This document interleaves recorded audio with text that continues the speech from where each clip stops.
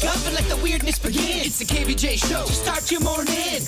Kevin is the host, and his skin pigment is whiter than Casper the Ghost. Virginia sounds like this. Nickname Vicious Beast, so don't get her pissed. It's Jason, call till you spaz. And he loves to talk about Bigfoot and stats. So get ready, here we go. You're listening to 97.9 with the KVJ Show. Alrighty, hello. It is the KVJ Show.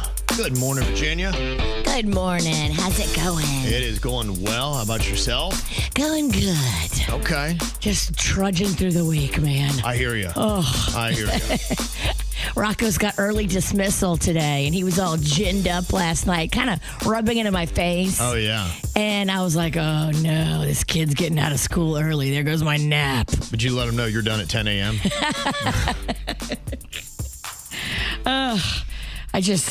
I usually get that nice little nap until I have to go to the school bus to pick him up. Yeah. Not today. Okay. You don't let him just kind of roam the house by himself while you take a nap? I can, but then I might wake up to some shenanigans. I got you. It's a gamble. Yes. You ever watch Phineas and Ferb? I have, yeah. That's kind of what I'm dealing with. He might build a rocket in the living room, and then I got to figure out like what to do about the burnt carpet.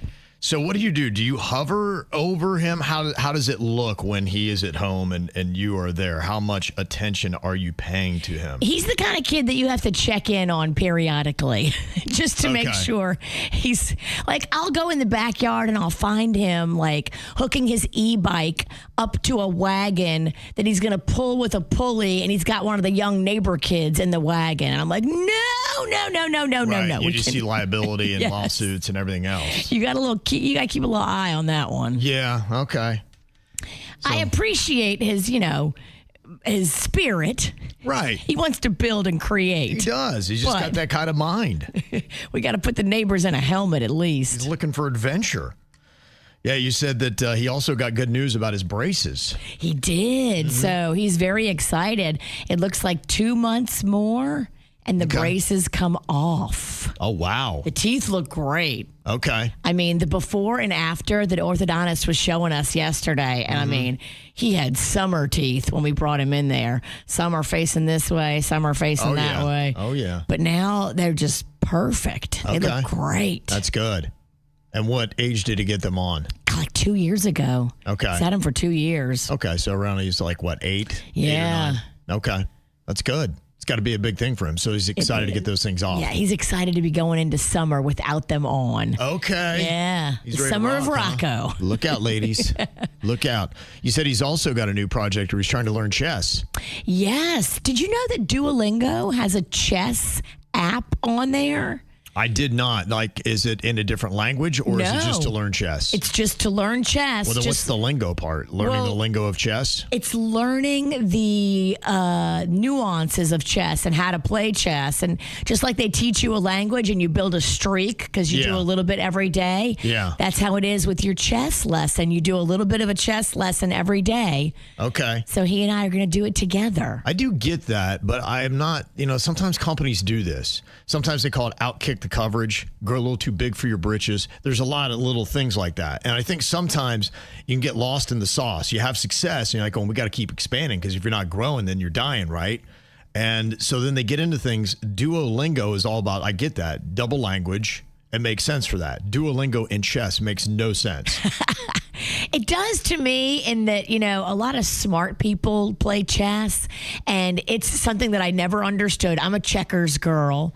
And so with Duolingo, it's making chess accessible to dumb people like me. Oh, I get that part of it. Yeah, I understand wanting to learn chess. I even understand an educational app, but using it under the umbrella of Duolingo, even if it's the same company, using the name Duolingo to me is kind of confusing and is brand betrayal. Like if you wanted to do, duo games, duo chess. Maybe they should call it duo games. Right. Yeah. That's all I'm saying. Yeah, I love the concept. I think it's great. And it's a good thing to learn. You never know. It's one of those things that if you ever get into a situation, if you can hold your own in chess, if you could sit down and play a cool tune on the piano, there are all those little things that at parties that we really should be teaching the kids, because if I could go back to my teenage years, instead of hanging out with my derelict friends, smoking ciggies behind school, right, riding a moped around town, no helmet, I would have been home learning the piano, learning chess, doing all these cool things, so that when I hit a cool age, like in my early 20s, when I go to a party, they'd be like, oh, just no big deal. Or, hey, I got play some piano, chess. I got chess, I got multiple languages. Yes. Things to wow the ladies and impress people. Yes. That's what I would have done. Okay, well, that's good. Maybe we'll have to put him to the test and see where he is. Is he good at chess yet, or is he still just really at the beginning? We just started. Okay. We literally just started. He presented it to me last night, and he's got a 93-day streak going on learning French. That's great. He's been doing that for a while, so. Yeah, it's smart how they do that. I am on this massive streak, and they do give you a little forgiveness, because every now and then, like on Friday, I fell asleep and forgot to do it. I just passed out early. I'm like, oh, no. And Margarita lunch. The first thing I thought of was, I'm like, my streak. Like, but they get you. They get you. They get in your head, because that's all that matters, is every single day continuing that streak. And my daughter, she went to a party. I'm like, what are you going to the party for? She's like, oh, it's a Duolingo party. I'm like, you guys going to learn languages? She's like, no, this girl, she had a rich boyfriend, and she hit a 1,000-day streak. And so he was throwing a massive party for her. Because I guess that's what you do when your boyfriend's rich and you got nothing else to do. You have Duolingo street parties. 1,000-day streak. Wow. Yeah. She's been in it. I'm on 2,200. No big deal. 2,200? Yeah. Did anybody throw you a party? No parties for me. I don't have a rich boyfriend. How can we get you one of those? That's what I said to Caitlin. She was going to this great party. I'm like, am I not invited? I mean, I've got double the streak she does. You don't want to party with a cool, hip guy in his 50s? Right. Hey, go around the ladies. How much would that impress them? Talk about things that wouldn't impress at a party. I got a 2,000-day streak on Duolingo. No big deal. Be like, oh, who invited the dad? Like, Caitlin, you got to get your dad out of here. He's creeping people out. Right. Nobody cares about his streak. But yeah, it's smart. It's a good thing to do. That's great. Well, he's growing. He's learning. Well, I hope he enjoys his half day. Is that just the county or his school? I think it's Martin County. Yeah, it must be like a teacher day or something. So every mom in Martin County is stressed right now. Yes, every mom's like, damn it. You're waking up just like, oh, gosh. I'm either going to be an absentee parent or I have to readjust my whole life. Do you think that parents should be held accountable to this level? They're doing more and more of this now. We'd even talked about this yesterday with kids in truancy, that there are some states that will come and suspend a parent's driver's license if they cannot seem to force their kid to get to school, which I was like, whoa, that's kind of crazy. Because that could hit you. Yes, absolutely. I'm like, and Daddy can't walk to work. Right. We've already got enough on the plate. We all going to be Ubering around here. But this case could really set an interesting precedent for your kid and their behavior, and if they really mix things up. I don't know if you saw, but in Georgia, we'd had that case last year. I guess it was 2024 technically, so just over a year ago. It was this kid that had gone in and he shot up a school, killed a couple classmates and a couple teachers that had gone on with it. His dad had bought him the AR-15, and then the kid also had a little bit of a shrine to, for instance, like our Parkland shooter and things like that. And they said, hey, the sign should have been there. Your kid had already been confronted by police who had said he was making threats to other students. Put it all together. 1 + 1 does not equal buying the kid an AR-15. There's got to be some accountability. Yeah, there's body cam footage of cops going to the house, talking to the dad and saying, hey, your son has made threats that he's going to shoot up a school. Right. What are you doing about this? And the dad's sitting there just like drinking a beer going, I don't know. He wasn't impressed and just couldn't, stand up to do it. And look, honestly, if you can't figure out what you need to do, clearly the answer is not buying him an AR-15 after you see all that kind of stuff. It's almost like, yeah, okay. Yeah, continue down that path.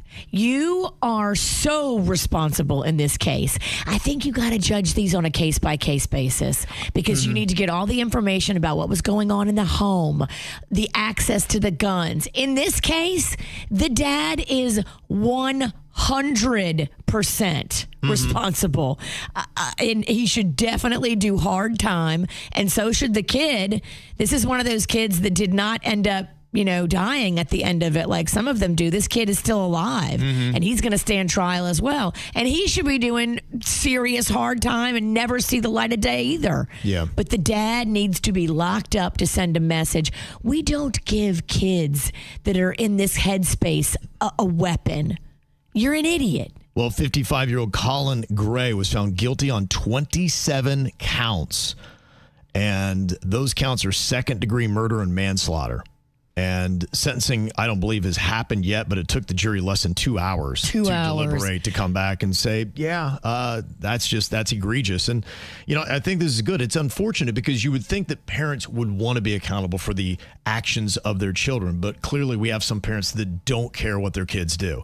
And if that is the case, and just the fact that you don't want to raise a rotten kid is not enough incentive to be a good parent, then you going to jail for a good portion of the rest of your life is another good incentive. He had a shrine with pictures hanging on the wall of kids that had shot up their schools. Like, what more do you need to step in and realize that you've got a problem on your hands? Yeah. You're an idiot. Right. Some person said this is also the court's fault. The court and the law enforcement knew about this, and they did nothing also. And, it could be a wake-up call for a lot of people in the community. Well, law enforcement went to the house. Yeah. I don't know exactly what they're referencing to in that. There's body cam from the police officer asking the dad, like, what the hell's going on here? Your kid's making threats. And the dad's just kind of leaning against the wall, drinking a beer, like, I don't know what to tell you. Yeah. Well, this is something that hopefully parents will pay attention to and say, hey, it is possible that whatever my kid does, I could be held accountable for. I'm okay with it. You're the problem if you're giving this kind of a kid a gun. Yeah, I am okay with it. Well, we're talking about keeping parents accountable, but who's going to hold parents accountable when they're feeding their babies butter? Is there any way this could be the right call? I mean, if you thought your baby already had accidents and poo came flying out of their backside. Right. Yeah, really grease up that chute. Your baby's going to poop up their diaper, which I've had that happen before. Yeah. My mom, one year at Mardi Gras, she gave Rocco, when Rocco was a little baby, we were making like andouille sausages on the grill out on the parade route, just loving it, eating sausage. And I looked over, I'm like, oh no, my mom was giving Rocco sausages and he was probably about 6 months old and he was loving it. This kid was loving andouille sausage. Okay. But the amount of poo that came out of him after that, because babies aren't set up to eat that amount of like lard or butter or they're not. They will explode. Right. I've seen it. Yeah, I could see that, being an issue. Now, it's not to try to get their kids to poo. The reason why they're giving their kids sticks of raw butter as a snack is they claim it's healthier than processed foods. Have you seen some of these people now that have gone on these carnivore diets where it's all meat, fat, things like that? And I had talked to somebody and they were talking about how they were eating sticks of butter and losing weight. I'm like, wait, what? See, that doesn't sound fun to me. This is just really, I can't get my brain around just eating sticks of butter. There's even one mom from right here in Florida, Angela Campbell in Orlando. She says her 17-month-old daughter loves butter and is even asking for it. They said that they get grass-fed butter from New Zealand that costs about $11.99, and the toddler will eat it straight, just like a snack. And they try to argue this by saying that it's good for your baby to eat butter because it has healthy fats and vitamins that can help with brain development, digestion, sleep, and skin health. You don't think even the kid could break out in acne after eating butter? It's like skin health. I just think that everything should be done in moderation. If you want to put a little butter on the baby's food, great. Handing the baby a stick of butter, it just seems silly. I can't get across how this could be a good thing. Now, they're trying to say this is part of the whole foods diet where we have things like meat and eggs and dairy. We're not eating packaged snacks. Think about how much kids love those fruit snacks that come in a package. Give them real fruit instead. Or butter. Or butter. To me, yeah, it seems like if you want to get away from the packaged fruit snacks, you're right. Give them real fruit. I don't know how they went from, you know what, instead of, let's go butter. How do we land on butter? That's so wild to me. And maybe it's just I've got to get my mind out of this thing. But some critics are saying that, look, butter should only be eaten in moderation. Right. And also, think about this, parents. It could be a choking risk if your toddlers are eating it by itself. So if you do jump on this trend, I don't even know that I would encourage that, but do not have a toddler just gnawing on a stick of butter by themselves. You got to keep an eye on them because it can get globbed up in their mouth. I'm all about butter. I love butter. It's one of my favorite things. I have so much butter right now in my fridge because I'm going to make a little batch of gumbo soon. Yeah. And the base of my gumbo, the roux, is made with butter because I love butter. Sure. But I mean, I know better than to give a toddler a stick of butter. I think not all parents are smart. Not all people are smart. It just feels wild to me. And I would love to hear somebody, if you are feeding your kid butter. By the stick? By the stick, yeah. Not even just putting it in their food, but they're eating just sticks of butter, and that is part of their daily diet. Why? How did you come to that? You're just trying to go viral. You're an idiot. I don't know. Sometimes I wonder. Sometimes you can sniff it out and people are really trying to go viral. And other times people just jump. There are wild trends. And even the parents can, I think, succumb to these things. And they see enough stuff and they try to justify. That's why, to me, I get in some of these bizarre conversations and I just want to listen. I'm like, okay, yeah, explain to me why your toddler's eating butter. And I mean, has a toddler ever needed a double bypass? I'm like, does this happen? Is this the end result? It's wild to me. Everything in moderation. Duh. Don't hand your toddler a stick of butter. But, it doesn't, you don't have to be smart to procreate. Anybody can have a kid. And that's the problem. Yeah. I just want to know if anybody is doing this, why you're doing it. Stick of butter. One texted in Broward says, yeah, when I was younger, I used to eat sticks of butter to a point where I remember my parents trying to get me off a table from eating it. They went up on the table so they could eat in peace because their parents were like, you can't do that. Wild. I can't get over this new realm of parenting. I really can't.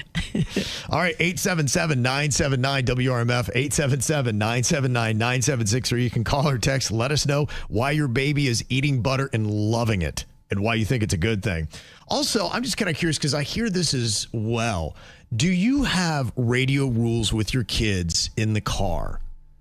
I was talking to somebody the other day and they said, okay, we go between KVJ and country music. And so they have a little bit of a game based on who gets to choose what each day. Those are the two options. I was like, okay, that's interesting. So that's their rules of engagement because I think it is an ongoing conversation. Who's picking the country music and can they be bribed? Yeah. I think it's almost like where you could do it like if your kid gets something good at school, be like, all right, you get the choice for the music the next day in the car. So I'm just kind of curious if you do this because I never even thought about that. As people were driving in, how do you choose KVJ? And if it's not going to be us, why would it not be? Why would you choose anything else? And how can we bribe you to make it us? What are the rules for the music or whatever you listen to on the radio in your car when your kids are in there? Is it a negotiation or do you own the radio, Virginia? Oh, I'm in charge. I listen to what I want. But Rocco's got the sound system set up to where all of, I listen to a lot of podcasts. All of my sound comes out of the front left corner of the car where the driver's seat is. Yeah. And he sits all the way back in the third row and he's got his own speaker system and his own stuff. So he's got it all set up where he doesn't have to hear mine and I don't have to hear his. Yeah, I'm just kind of wondering, how it is, with a lot of kids now that might have their own earphones or earbuds that maybe they're just all plugged into their own thing in the back seat.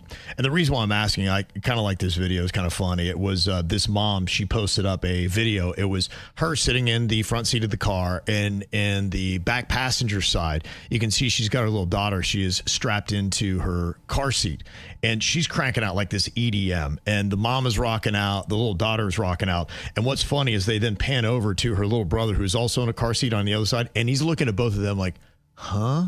Like, he's so confused. He's just like, he's so disgusted. You can tell he's not going to grow up to be an EDM fan. He doesn't get it. You know, she's bumping this out. You can hear a little daughter in the back. She is getting down in this baby seat. And she's screaming too, and then she just pans over to the other kid. He's like, huh? I want no part of this. But poor kid, he's outvoted. You got 2 against 1. Totally. Yeah, that would be the rough set. So, yeah, what do you do with your kids? We got some parents sounding off. And, yeah, they said that behavior also dictates the choice of the radio and who gets to choose. Yeah, if things were going well in my family, if I wasn't acting like a lunatic or being like mean to my mom, she would let me pick the radio station that we listened to driving to school. Mm-hmm. And I used to love like a morning show that's a lot like ours, like a ensemble of silliness and just people being goofy, no politics, no heavy stuff, no serious news, just fun. Me and my mom used to listen to that together. Yeah. Riding to school. We both liked it. I don't think Rocco likes my podcasts, and I know I don't like his YouTube Roblox instructional video. That's on how to what's play. tough. If you've ever had your kid's phone take over your radio and they're just flipping through TikTok and I don't know what it is, teenage boys, their TikTok or whatever their social media is, it's loud bumping music and screaming. That's all it is. Everything they do, it's like they can't communicate unless they're screaming. And they're watching somebody else play a video game. I'm like, what's the fun of this? Oh, it's rough. I find out if my son is ever playing his TikTok on the radio, I'm driving 15 miles an hour faster. I just, I got to get there. Get me out of this car. Yeah. I like this solution. They said it's KVJ every single morning, and then the kids get the choice on the way home. Okay. Yes. I like that. I think that's how you should be doing it, parents. That's how you get free drinks from me when I meet you out at the bar. Yeah, absolutely. Parents, your beer's on me. Well, Jbird is out recuperating again today. He's going to be out for a little while, though. He had hip replacement surgery on Monday. And there was a video that he had posted yesterday, just kind of showing him going in and doing the whole procedure and everything and what that was like. And apparently everybody there that took care of him was just absolutely amazing. He had said that they really were a big part of it being an easy procedure for him, and it didn't seem like it was that bad at all. So I'm very happy that his hip replacement surgery went so great and that the staff was so amazing, because that's a big part of it. Yes, it is. Yeah, now the recovery, that is going to be the big question, and I'm not sure where he is with pain. As of yesterday, we'd heard that he was having the people to come over to help him out, because you've got to do the rehabilitation and right away. You got to get that thing moving. It's got to be, when he gets in here, he needs to be doing a backspin or something. He's got to be ready. He's got to be ready to go. We want him jogging to work. Yeah. Denny, did you get to talk to Jbird at all yesterday? Have you heard anything official about how it's going? We know that the procedure was good. I'm just kind of curious now, because the procedure was good. He also fed the nurses with his new pizza sponsor afterwards. Fed the nurses and doctors the Sicilian oven pizza, and then they discharged him the same day that he had the surgery. Yeah. So there was no complications. That's good. Well, the thing I was curious about, because I've never had it, but you talked about the nerve blocker. You've had one before. Denny's was talking about his mom having one. The question is, how long does that last? Because I think it's different for everybody. And if that thing is still cranking and blocking the nerves, you're not feeling the pain, it's all good. But when it stops, what is that pain like? Did you get to hear from Bird yesterday, Denny's? Yeah, I was texting with him. He had his, I guess they do a rehab at your house. They come and have you get mobile and such. He was still in pain when I had talked to him. So for my mom, when she did hers, the nerve block lasted about 24 hours extra past the surgery. So she was walking around like, wow, this wasn't bad at all. But then once it wore off, she was immediately on the pain pills. Oh, gotcha. It was one of those type of things. So he didn't mention too much about that. But we were talking about, I was going to put together a care package that I'm going to drop off probably this weekend with him, of just things to get him back to his normal life. Nice. Jerry Soma sent a bunch of pizzas and Italian food and pasta and like a whole Italian spread yesterday. Carb him up because, that's his joy. Right. I think he got a lot of sleep too, which he was happy about. Good. That is good. That's the great news. I imagine, because remember that was a big part of it was he just wasn't getting sleep. And if you're laying there and you're uncomfortable or you move and everything is discomfort, that's going to wake you up. That's going to keep you awake. Yeah, the pain was jolting him out of sleep. And at one point he was going on 4 days of no sleep. I was like, I would not come to work. There's no way. You don't want to see me. Right. If I haven't slept in 4 days, you're going to be like, oh my gosh, she is a devil. Right. I told him he might just feel better from getting the sleep that he got. Amen. Yeah. Like that alone. But yeah, I'll check in with him today. I think the first 2 days you're kind of not really moving too much. Yeah, it's a blur. You're groggy. You're just in and out of like, what the hell? We were texting each other over the course of like 3 hours. I'd send a text, 30 minutes later I'd get a text back. So I think I sent the first text right when I think he was getting rehabbed. So okay. They're going through it. And all right. So this weekend when I go by, I told him, I go, hey, whenever you're comfortable with it, and everyone in my house had the flu. Everyone's cool now, but I go, let me give it a couple days so that I can't accidentally get you sick coming off of the surgery. That would be awful if we give him the flu. That's what I was he's thinking. Trying to recuperate. Thinking Friday, Saturday, I'll swing over there. I should be completely clear by then. You continuing to burp your house, open up the windows, try to get the funk out? Yep. Yesterday was the first day everyone was feeling good, so they kind of came out of the cave and we opened up everything. We disinfected. I've been on just a cleaning fest. You did good. So far, so good. Knock on wood. You haven't got it. Oh, man. For a month now, I've managed to dodge the flu on 2 separate occasions. You better knock on wood in there. Well, just to let you know, if you get the flu, it seems like it's almost a 10-day thing. Oh. So, That's rough. You get it twice in 1 month. That's 20 days out of the month that you got the flu. You just have the flu all month. Oh, my gosh. Ugh. Now, other than burping the house and letting it out, Virginia was talking about getting plants.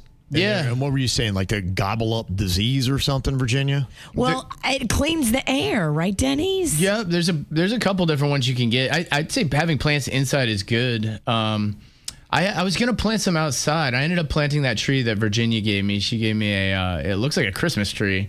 I planted that. I was to see how big it is by the end of this year, if I should use it as my Christmas tree. I love it. Now, Virginia had been saying that yesterday, and then I saw this story today. It says, according to a new study, plants don't really clean the air in your home or not enough to make a difference.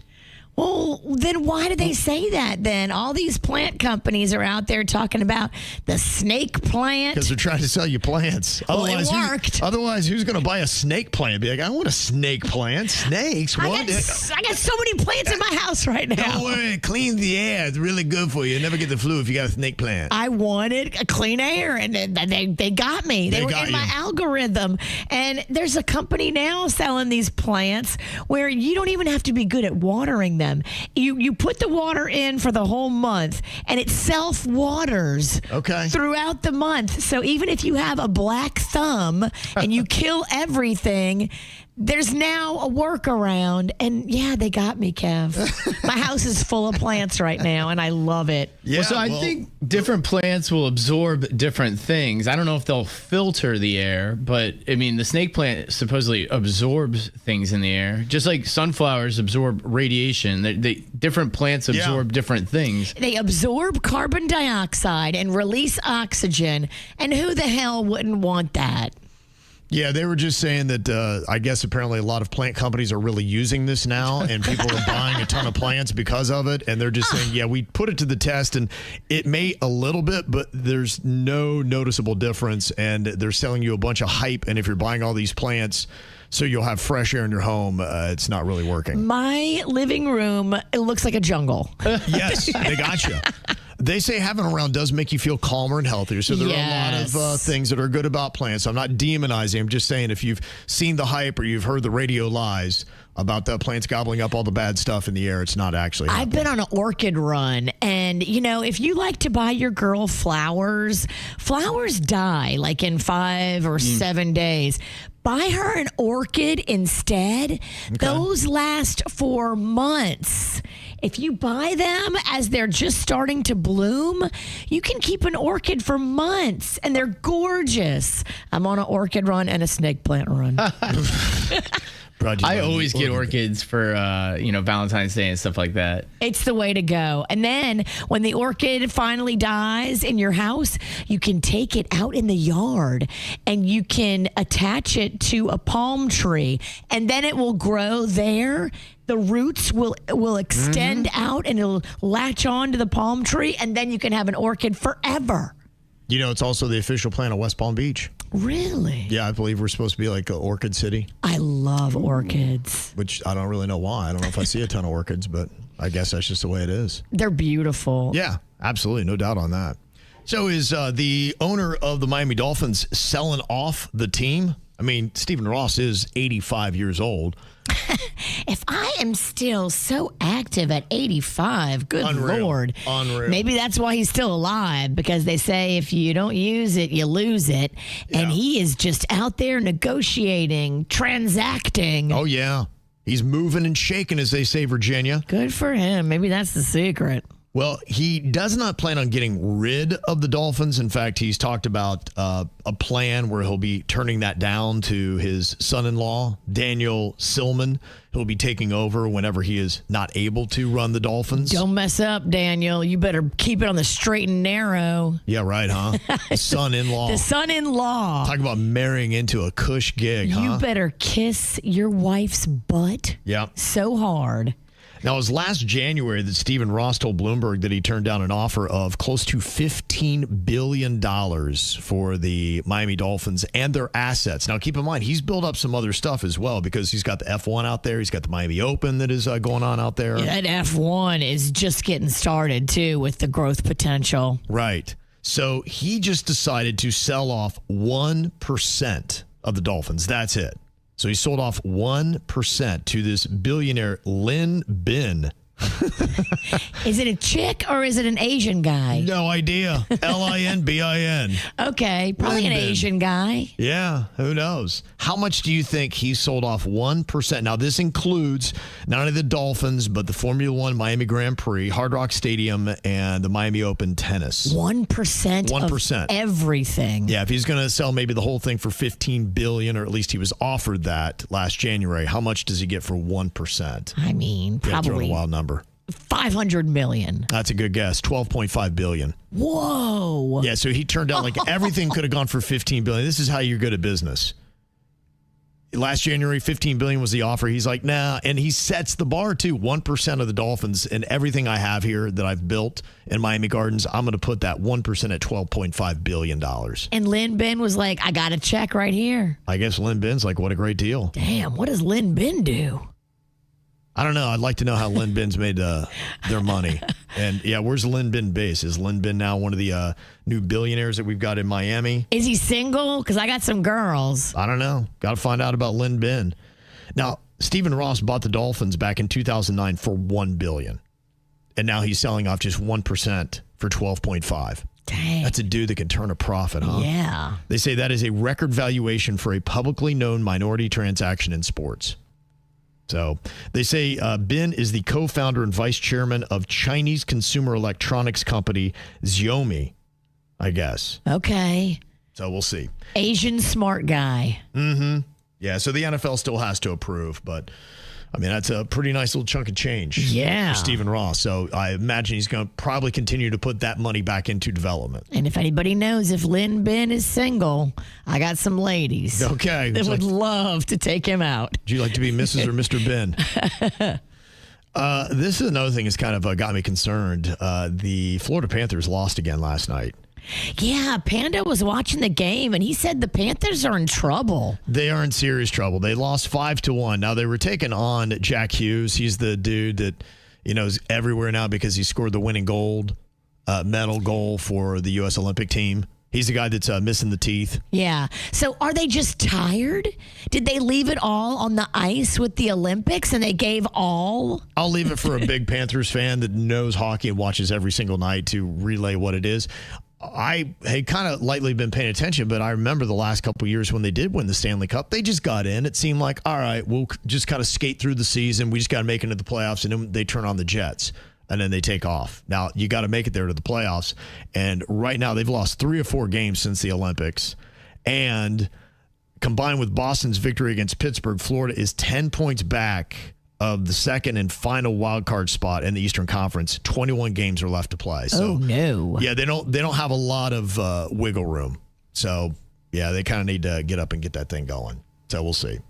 Other exciting stuff that happened. I don't know if a lot of people were really watching the TGL that happens in Palm Beach Gardens. They show it on ESPN. It's on at like wild times too. They're bringing in the big names. Yeah, they are. They are bringing in some big names. And I saw this. This is getting some attention. Tom Kim hit a hole-in-one for Jbird with the season on the line at TGL. I'm going to take a camera. Bring it up, board. Oh, this is going to be good. This is going to be really good. He did it! He did it!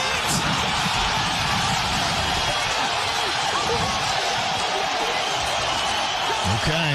Tiger was very happy. They were celebrating, yeah. going crazy in Palm Beach Gardens. That's exciting. I think both Kelsey brothers were there too. Oh, really? Okay. Yes. I know you said Jason was there the other Jason night. was there the first night, but then last night Panda showed me a picture, a still of both Kelsey brothers.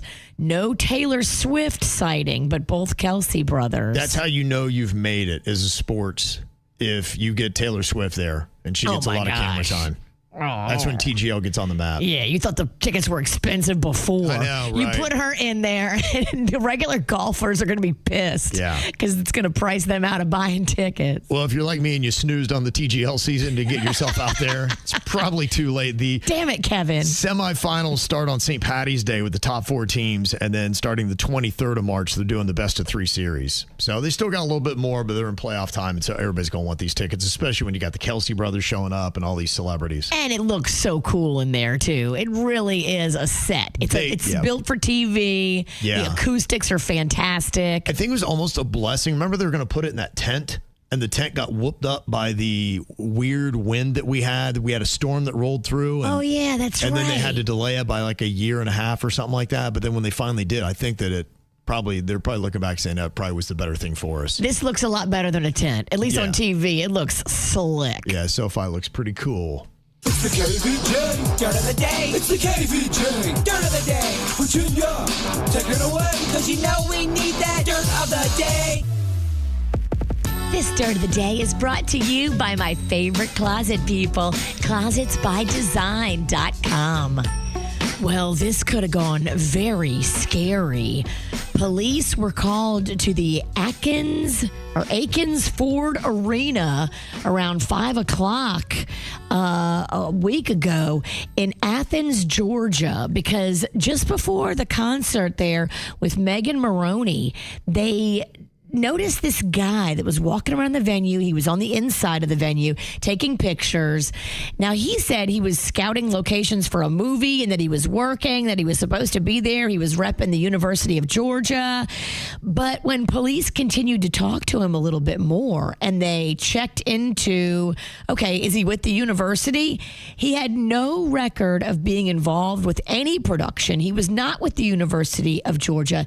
They started looking in his backpack and found a gun and a knife and an extra magazine of ammunition and extra cameras and all kinds of stuff. And security detained him. He was arrested. And they say, wow, this could have gone really bad, because it sounded like what he was trying to do was be in there in the venue and then do some damage once all the fans started showing up for the Megan Maroney show. It sounds suspicious. Oh, my gosh. Well, you know, they say, like it or not, there are sleeper cells in this country, and there's people that want to do bad things to us.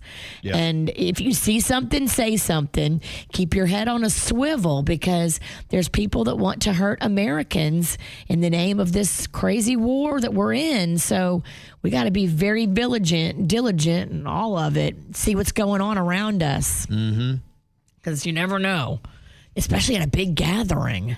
Yeah, no, absolutely. Yeah, keep your eyes out. I mean, you do help because they don't catch everything. They don't. There's no way they could catch everything, because these bad guys just blend in with the rest of us. Yep.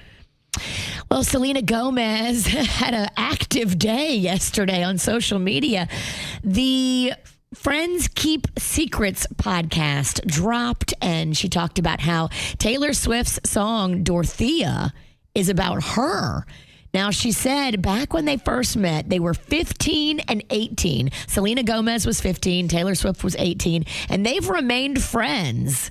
She's 33 now, and they talked about a lot of things, and they talked about supporting each other and helping each other and their friendship strength, which I think is really cool. And I guess Benny Blanco was there during the whole interview as well. Okay. Yeah, she did some interesting things. She was talking about how she is Dorothea, and then she wound up kissing Benny's foot because you saw where he had that dirty old foot at the last episode, and then he squeaked out that toot, and people are like, ugh, how you still with him?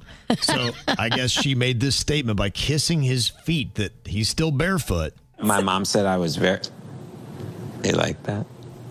Oh, don't make it a moment. Oh, no, I wasn't. I liked it. Oh, boy. Oh, boy.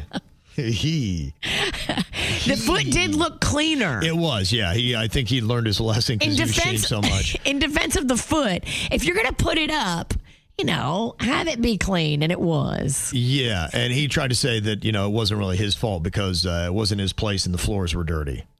Oh, gotcha. It was more of a statement on the floors than it was his feet. It's not like he'd been walking outside in the dirt. That's just how dirty the floors were in that house. Interesting. Don't blame me. That is very interesting. And finally here, how do you feel about this, Kevin? I know you were a big fan of Game of Thrones, the show. Do you like Game of Thrones, the movie? Would you go to the theater to see that? No, I don't think I would. No, I'd watch it at home. They're not going to drag me out for that. They lost me so hard on that last season. You're still a little pissy. Yeah, I feel very betrayed. So I'm not going to take that risk again. Now, if it's out and people are like, oh my gosh, you got to watch it. It's so good. Like they didn't mess it up. Then yeah, I would watch it at home. At home, but not in the theater. Yeah, I'm not going to. I'm still at one of those things where I can't rectify the cost of some of the theaters that we have. And it's a weird thing where we are. In West Palm Beach, it's like we don't even have a theater anymore because they knocked down the theater at City Place. And so you have to go to Boynton or you have to go to Gardens or Jupiter. To go to a theater. Or then I wind up, I'm in Boca a lot. I'm in Delray, all those kind of towns. And they've got the iPick. And there's nothing against that. But do you want to go and spend? If I have anybody with me in my family, I'm dropping $120. Your family is really good at spending money. They'll come up and be like, would anybody like? I'm like, nobody wants anything to drink. No, I'll take them. No, I want a margarita. Don't listen to them. Ain't nobody hungry or thirsty around here. We're good. We're just here to watch it. We don't need blankets because that's $20. We need loaded nachos, and then we need you to give the tab to Daddy. I'm so diligent trying to wait for when they're coming up. I'm like, okay, I'm going to block them. Hey, by the way, nobody at this whole section wants anything. And I saw that iPick has actually filed Chapter 11 bankruptcy. No. Yeah, for the second time. Damn. In a Florida federal court. Yeah, they say they have slower film releases as being the reason, and lower ticket sales are some key challenges. So apparently there's a lot of cheapskates like me that don't want to spend $120 for a movie. And iPick spent a lot making those theaters look tricked out and gorgeous. Mm-hmm. Yeah. They spared no expense. No, it is nice. And if you like the whole experience and you're okay spending $120 just to go to a movie, then yeah, you can't do it any better than that. Don't be a cheapskate, Daddy. That's what they tell me. That's what they tell Kevin every day. Hey, nobody working for that money, though. You got a lot on the payroll, not a lot of contributors. Yeah, you're right. No, weird how that works, right? Yeah. 8 restaurants, 13 theaters across 6 states. They've got the locations in Boca Del Rey and then also North Miami Beach. Could be affected with possible layoffs, maybe even closures. They haven't gotten to that part yet. So I don't know what's going to be the future of iPick, but they're definitely struggling at the moment. And that's what's going on in your dirt. Well, I haven't had a chance to check it out, but I think I will, just see if it's any good.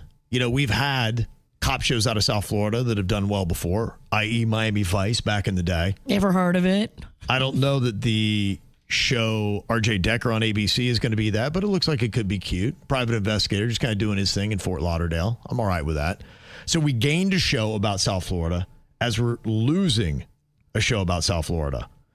Now, what they're saying here is that Palm Royale is done. No. Yep. I thought it was building momentum. I was thinking so as well. Now, I haven't got a chance to see the second season yet, so I don't know where they went with that. But apparently whatever they did in season 2 wasn't awesome.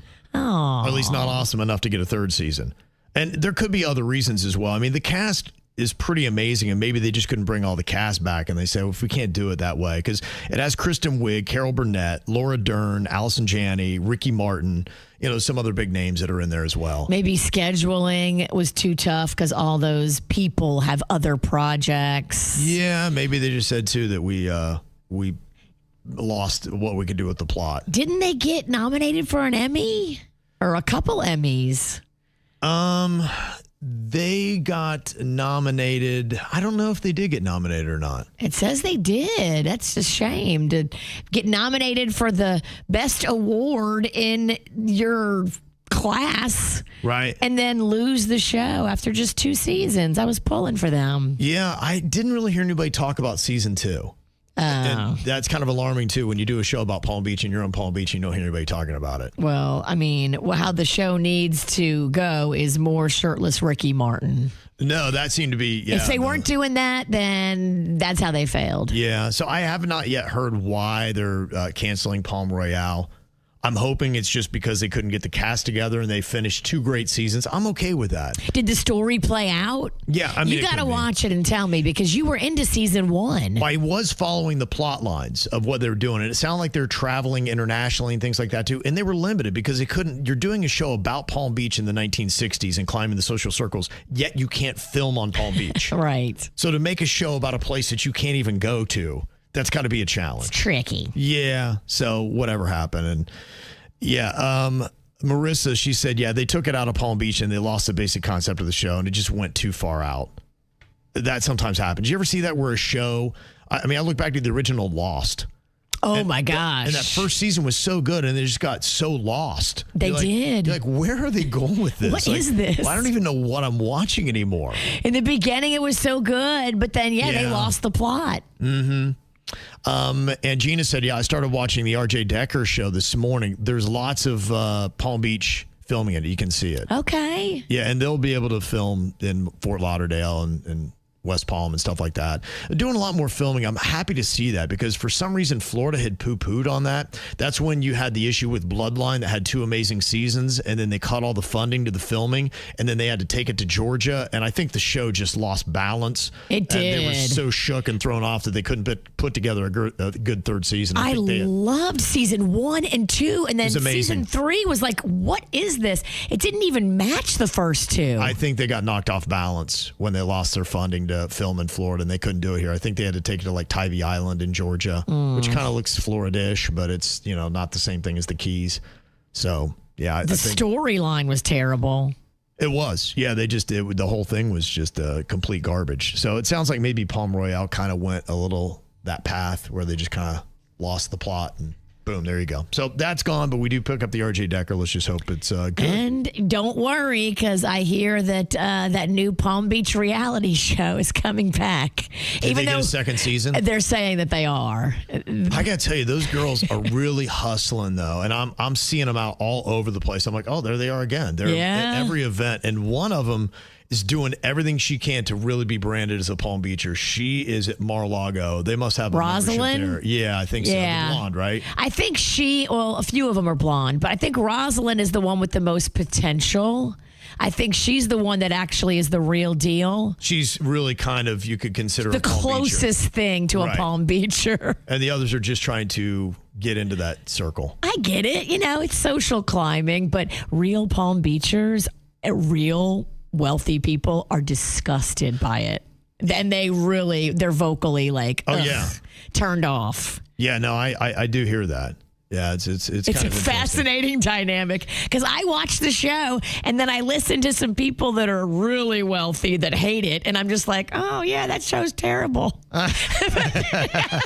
I think that's the Palm Beach thing you have to say. You have to say that you don't like that show and you look down on it because it just doesn't fit who we are. Well, they're embarrassed by it. They're like, no, that's not us. Stop. It's not our sensibilities. It's not. And I think that people that live like in Nebraska are watching it and thinking that everybody in Palm Beach moves like that, and they do not. You can see the people that really are truly belonging on Palm Beach, and you can see the people trying to look like they belong on Palm Beach. And there's just something to it. You can almost tell that they're trying because there is something about looking old money that is effortless. And they say it's almost a beauty trend right now. And some cosmetic experts are saying old money face is where a lot of people are trying to go. Now, it doesn't sound good because you have old and face in the same name for this. Old and face, bad. Money, good. Right. So does the money cancel out the old face? They say that there are several celebrities that are trying to get this look right now. And it's really kind of interesting because what it is, you think about, have you ever heard of, who is in Breakfast at Tiffany's? Is that Holly Golightly, Audrey Hepburn? Audrey Hepburn, yeah. Yes. Audrey Hepburn. She would be the customary old money face that we're talking about, where you just kind of look naturally wealthy, polished. It's understated is what it is. And this kind of goes along the line of what I'm saying, where people try too hard. They say the old money or quiet luxury aesthetic is where wealth is suggested through subtlety rather than flashy trends. So you want to be refined, balanced. You want to look effortlessly elegant and well-maintained. So if you have jacked up boobs and makeup all over your face and your hair's jacked and all that stuff, you're like, okay. It's a lot. Right. That's it. They said that's not how you'd be rocking on Palm Beach. They say it focuses on healthy skin, symmetrical features, and subtle enhancements rather than dramatic changes. Yes, I am a proponent of all of that. Subtle, looking refreshed, like you just got back from vacation. Like, she always looks so fresh and just beautiful. Yeah. Skin is dewy. Right, there you go. Dewy skin, I think, is part of Virginia. Dewy skin. Dewy, not greasy. Yes. There's a fine line. So how do you achieve this? They say you need to go with very light Botox. Okay. People overdo it, you're going to ruin the aesthetic. Check. I'm doing this. Small amounts of filler to restore volume. I'm not doing any filler. I'm done with filler. They say skin treatments and careful dental work. I don't know what careful dental work is. Maybe it's not getting those big old chiclet teeth. Yeah, you don't want some big, like, gum-looking chopper. You want them to look naturally like your teeth. And Yes. I think a lot of people make the mistake of putting in those veneers that are too big for their mouth, and now they can't close their lips. Yeah, so the key is just really being subtle. You want a soft, youthful, but natural appearance. That's how you, I guess, ascribe to old money face. That's how you achieve it. Thank you, Kevin. Mm-hmm. I also found some old money look. There is a consignment store over on Palm Beach. Yep. And we went over there and took Panda shopping for his birthday. Old money shoes, those Stubbs and Wooten shoes, you can buy them secondhand pretty affordably. Yeah, you can. Those are old money shoes. If you want the old money look, Stubbs and Wooten slip-in loafers. They're very old money. Now, where did you go exactly? So it's over there on Sunrise. Okay. Which is just one block over from, I think, Royal Ponciana. Uh-huh. There is, a little consignment shop over there, jam-packed with all kinds of old money pieces. Is that the Church Mouse store? Because they say that that one, I think it's around that area. I just don't know how many other consignment stores that they have over there. But the New York Times said that the Church Mouse resale store in Palm Beach is one of the best retail destinations for apparel in the entire country. Wow. And they're pumping this in the New York Times, so you know everybody's going to be flocking down here to go to the Church Mouse. Look, go over there and hit them all. Hit them all. Hit any resale, consignment, all those little stores that they have. They got rid of a few of them. They used to be in a nice building, and they knocked the whole building down. So those are gone. That old Goodwill that used to be there, Right, yeah. that's gone. Is it really? Yeah, Dang. unfortunately. I got crazy good golf clubs there 20 years ago. I know. I got shoes there and belts there. I got knickknacks. I got candlesticks. I got fancy, like, Tiffany dishes. Yeah. I got some nice stuff in there. Poof, gone. They must have heard that the poor people from the other side of the bridge was coming over and they'd knock it down. It's gone. Knock but it down. There's other places. Do your research. Go over there and shop consignment on Palm Beach. Sunset is where I went. Yeah, Or I don't know. Sunrise, sorry. Yeah, and I don't know if it's picked over, but Church Mouse is the one the New York Times is pumping. They say it is a thrift store offering rich people's clothes at bargain prices. We got Panda some slick looking shoes that were not worn. Like they looked like they'd been barely worn. For literally like a quarter of what you would pay if you tried to go buy those fancy stuff over on Worth Avenue. Yeah. They say the thing that you got to be careful, even on Palm Beach, is buying counterfeit luxury goods. They've raided a couple stores even on Worth Avenue for counterfeit stuff, and they say now Florida's become a major hub. They say over the summer, more than $11 million in counterfeit handbags were seized at Miami Seaport. Wow. So they're flooding the zone here in South Florida. And they say about 90% of counterfeit goods seized originate from China and Hong Kong. See, when you buy vintage stuff that's from like the 80s or the 90s or the early 2000s, we weren't flooded with all the fakes back then. And the fakes did not look as good as the fakes do now. So if you go buy vintage stuff from the 80s, from the 90s, and you really know what you're looking for, check the hardware, look at the zippers, look at the clasps, look at the metal, like really examine it and see if it is quality. You can tell. Do a little research and educate yourself. They say the global counterfeit market is valued at $3 trillion. Dang. And it's tied heavily to organized crime. Dang. That's why we got it so much here in South Florida. It's crazy. And they say AI has really made it bigger, too, with social media ads and fake goods up 180% year over year. It's tricky. It's really hard to tell now because the fakes look so good. Well, and everybody wants to look like they got the old money. Well, we've all got them. Random strong opinions. What are yours? You can let us know. 877-979-WRMF. 877-979-9763 is how you get through to us. One text that just came in says, people who get back into the merge lane just to stop you from properly merging need to lose their license. You ever seen those passive-aggressive wars? That is the dumbest thing that we get into in traffic. There is something about it, and you really have to catch yourself if you're falling into the trap of being angry in traffic because somebody cut you off. I mean, people got guns, y'all. Yeah, they do. Do not get into some situation where you're flipping people off and they're flipping you off because you don't know what somebody is going through. And if they've got a gun and they're just going to snap, you or any of your passengers could catch a bullet over merging. What the hell? Could you imagine losing your life because you're fighting over merging? Yeah. On I-95? We've lost our minds. If you let yourself slip into this anger zone, you could die. I get it. We're competitive, and there are definitely times where you want to win in life. To me, when I go out on the road, that's not where I care to rack up W's. If I get to my destination alive, I'm like, that was a win. Otherwise, I don't need to play games with other drivers. I'm not beefing with nobody on 95 because I don't know you. So why would we have beef about you pulling in front of me or me pulling in front of you or you going too slow or I don't care what you do. Yep. Do whatever you want. I am having zero beef. This random strong opinion says, people who say, explain it to me like I'm 5 are annoying. No, you're an adult. Figure it out. Well, what if you have the mental capacity of a 5-year-old, which on certain things like tech, explain it to me like I'm 5.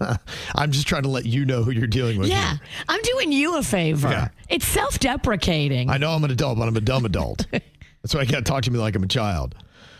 It says here in this random strong opinion, being an efficient employee just gets you lumbered with double the work that the slackers get for the same pay. Oh, damn.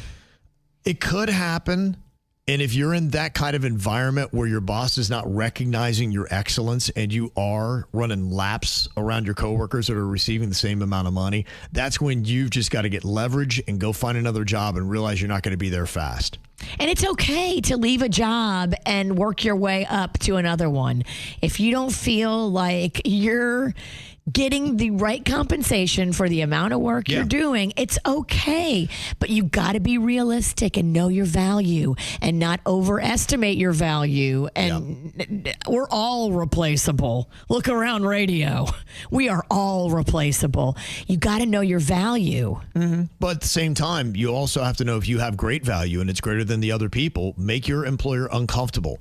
By getting in a situation, let them see how much you do contribute because they will notice after you've left. Go find another gig. Numbers 1 to 10 in French all sound like the noise of a character getting punched in a computer game. Oh, deux, trois. Quatre, cinq, I like it.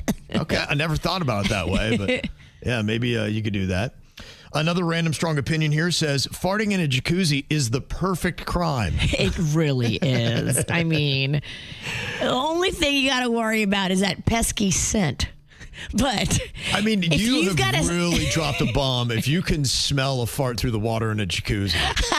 I mean, honestly, I don't know what you just did. You probably need to go check your drawers if that comes up and you're like going, yeah, when that bubble pops, you're like, whoa, what happened? What are you doing under that water? Do not gamble and lose in the jacuzzi. No. That could be bad. Yeah.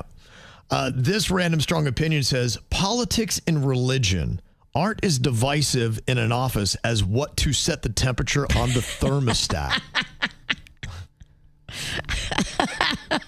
We've had that before, I know, where we've been battling back and forth. Y'all are setting the thermostat, and then they finally put a cage on it because they were tired of people changing it. They locked that thing up so nobody could touch it. They locked it up at 67, and they're like, it's just going to be cold. Yeah. We're going to agree to disagree, and the fights stop now. Yeah. This random strong opinion says IKEA doesn't sell furniture. They sell adult-sized puzzles. That's true. Have you ever dealt with IKEA furniture? Yes. Way back in the day, you know, it was affordable. It was amazing prices for functional, great stuff. And so I remember buying like bookshelves and then being like, what have I got myself into? Yeah. I'm not... IKEA, explain it to me like I'm 5. I cannot put this thing together. It is outside of my skill set. I had a boyfriend way back in the day. Mm-hmm. Everything he owned was from IKEA. He loved IKEA. He loved the process of putting it all together. Like, my brain doesn't work like that. Some people might. I guess what? You save a ton of money and that's the whole thing? Yeah. So but, I mean, it's still IKEA furniture at the end of the day. Right. I've heard all the stories. I'm like, I just know my limitations. No. I'm not going to try to tackle that. No. Another random strong opinion says the easiest way to get engagement on social media is to make a spelling error. You do, yes. Yeah. But now people think you're stupid, and they tell you that multiple times. Yeah. We know because we've done it. Yes, and those are some of our best performing posts. Well, we all got baseball fever around here. We got another game coming up at Roger Dean Stadium, going to be on Friday, March 20th. From what I'm hearing, I think we might be out in left field, which is where I really would like to be because that whole area that they've done out there is so cool. Honestly, I think it's the best place in the ballpark to be because you've got little tables you can sit at. You're right there. You can see the outfielders. You can see all the action of the field, and you got a bar that's right there. So if you like just kind of hanging out, having conversations with people and grabbing drinks easily, that is the best place at Roger Dean Stadium to be to watch a baseball game. And isn't that also a insult to somebody if they're kind of ditzy? You say, oh, they're out in left field. That is, yes, and that's where we belong. I've been in left field. Yeah. It's actually kind of freeing and relaxing. So, who wants to be so involved? I kind of hope that is where we're going to be for that next game as I hopefully get redemption for my terrible first pitch that I threw out this last Saturday, Roger Dean. You better get your coaching on. I know. Yeah, we're going to work on that with Logan Morrison. We'll get to it. So what we're going to do here for spring training, we're going to put Denny's to the test and going to give you a ticket, too, that you can actually use for spring break, which is right around the corner. Everybody going to be flooding to Universal Orlando. And it's expensive, so wouldn't you rather go for free? Mm-hmm. Now, what we've done here is I have loaded up the lines here. We've got 6 different people because the answers can be anywhere from 0 to 5. Denny's is going to get 5 baseball-related questions here in this quiz. And we got everything from Daniel and Hialeah to Lynette and Miramar, Sherry in Port St. Lucie, Michelle Plantation, and Sarah and Stewart. So they're going to be 5 of the people vying for this. So they're each ascribed a number. So based on how many Denny's get correct. So what do you think, Virginia? Out of 5 questions, how many does Denny's get right in this basic baseball quiz? I'm going to go with 2 again.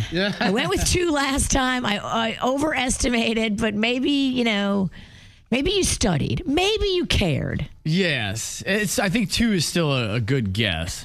Okay. I could get one by dumb luck here. Now, I will tell you, this is a basic baseball 101 type quiz. Okay. So I'm just throwing it out there because I know earlier I was kind of trolling a bit saying you're probably best at 0, 1, or 2, but who knows? Denny's might get a 5 for 5 out of this one.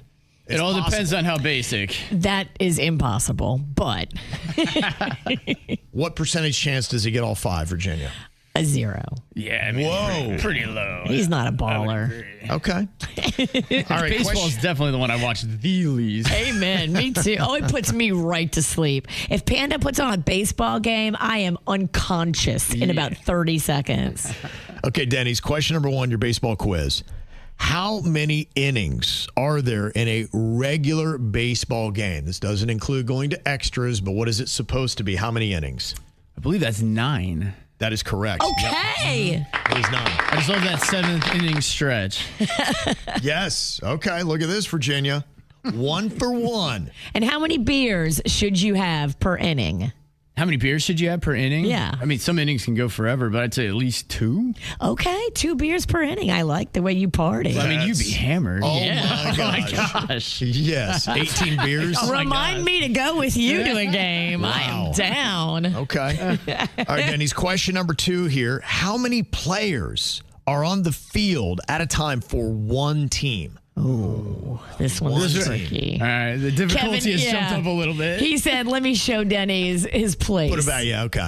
Got to knock him back down. He's getting too confident over there. So we're doing players, right? Like, because I know coaches are on the field too. Yeah, we're just doing the players for one team on the field at a time if they're on defense. If they're on defense. Yeah. 1, 2, there's at least 5 on the bases. 6, 7, 8. I'm gonna go 9. The same amount of innings.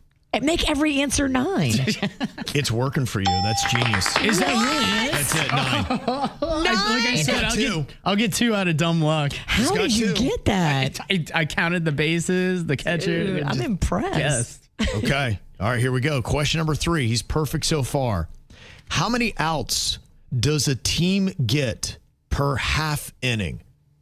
So you have the home team and the away team. They both get Then an they at-bat. switch. So within an inning, the home team gets how many outs before they got to sit down and then play defense? I would think 3, right? 3 outs. You're correct. Wow. Again. Virginia, he is 3 for 3. He's coming back. What's his batting average? Right now, he's 1,000. Wow.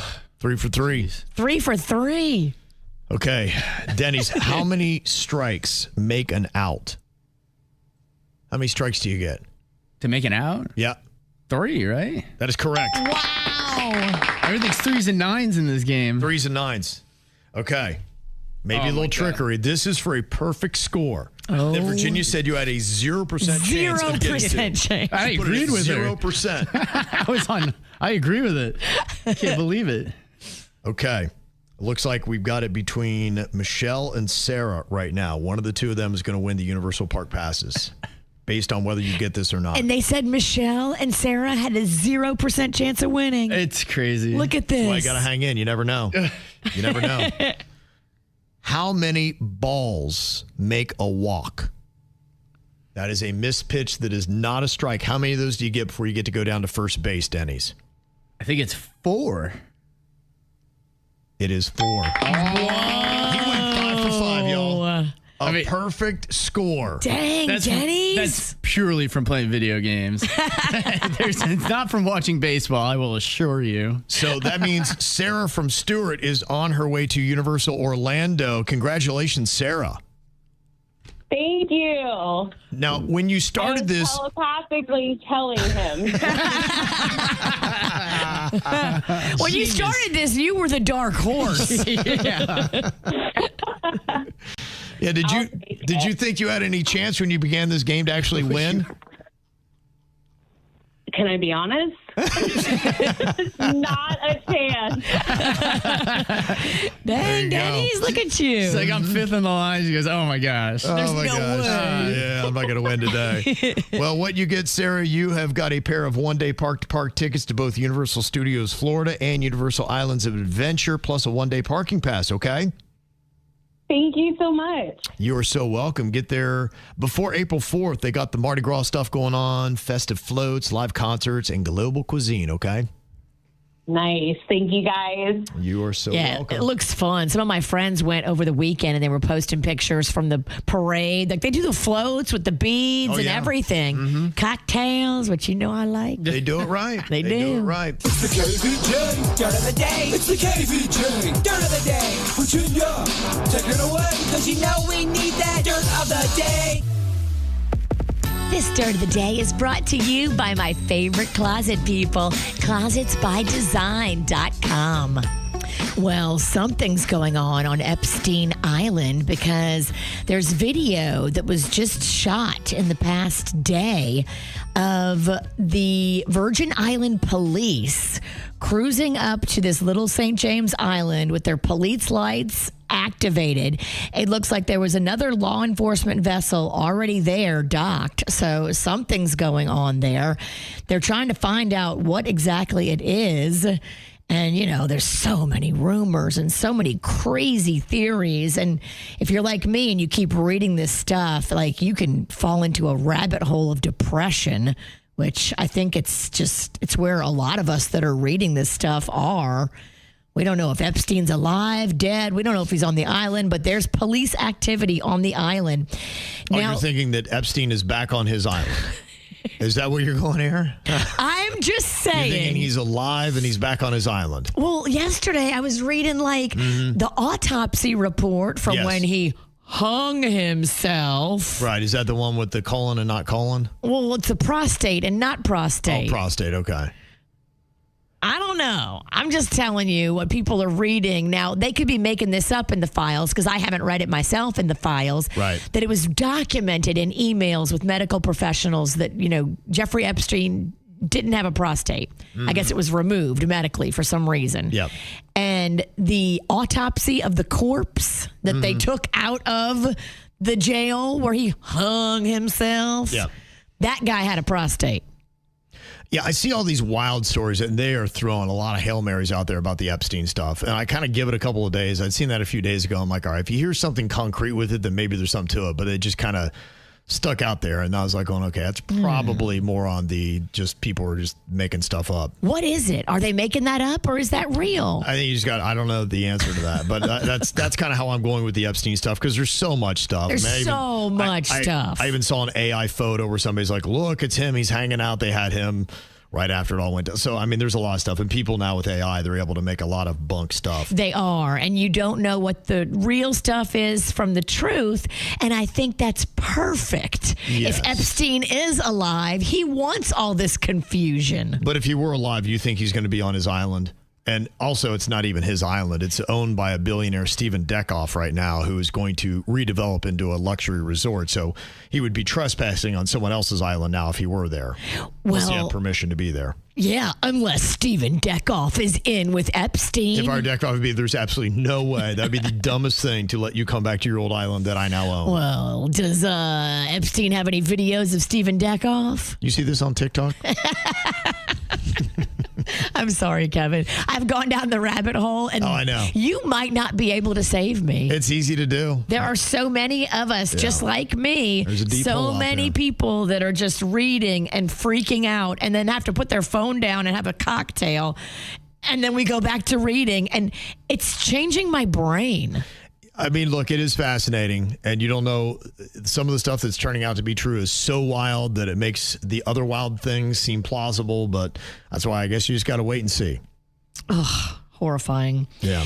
In other news, well, they will get you. The IRS, they always get their money, and they are looking for Quavo because they say that the rapper forgot to pay his taxes for 3 years. Whoops. To the tune of $3 million. Dude,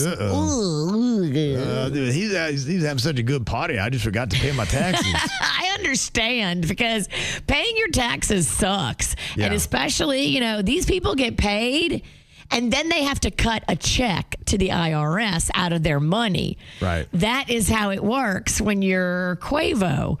So, hey, it's so much more fun to look at that big number in your bank account. It's not fun to write a check to the IRS. Absolutely, yeah. But they have now slapped him with a federal tax lien, and they don't play. They will take your stuff. They will take your house. They'll take your car. They'll take whatever they need to take to get your money. So you may want to figure out how to pay that. And finally here, a sad story. Have you ever watched that reality show, Deadliest Catch?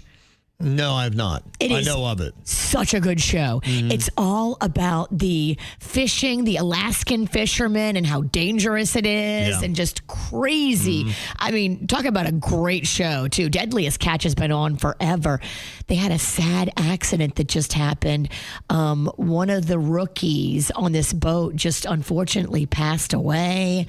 It was an accident at sea, and he was a dad of 3 boys. Todd Meadows was his name, and he was a deckhand on Deadliest Catch. So he had been out there for 4 years in the fishing industry, so he wasn't a rookie at fishing. He was just a rookie on the show. Okay. And yeah, they have set up a GoFundMe for him and all that. So prayers for Todd Meadows' family.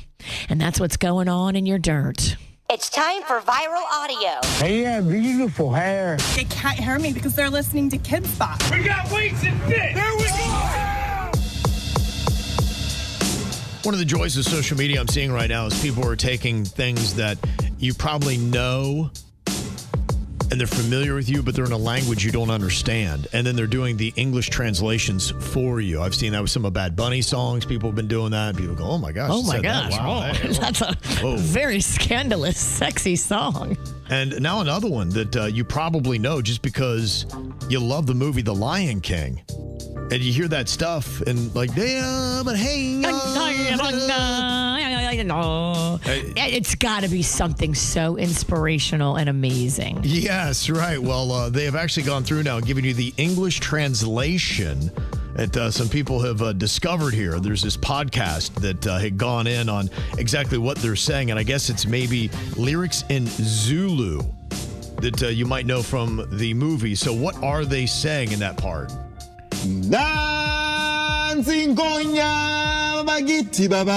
You were way off. All right. You said, Papa. You made up. You should see me when I drink in front of white people. Oh my God. Oh my God. Hold on. Can you do that one more time? Do that again. What does it mean? It means, look, there's a lion. Oh my God. You're joking. That is not what that means. That is not what that means. That's exactly what it means. That's what it means. Look, there's a lion. Oh my God. That's, oh my God, look, there's a lion. That's what they're saying. That's crazy. For the Lion King. Yeah. Of course that's what they're saying.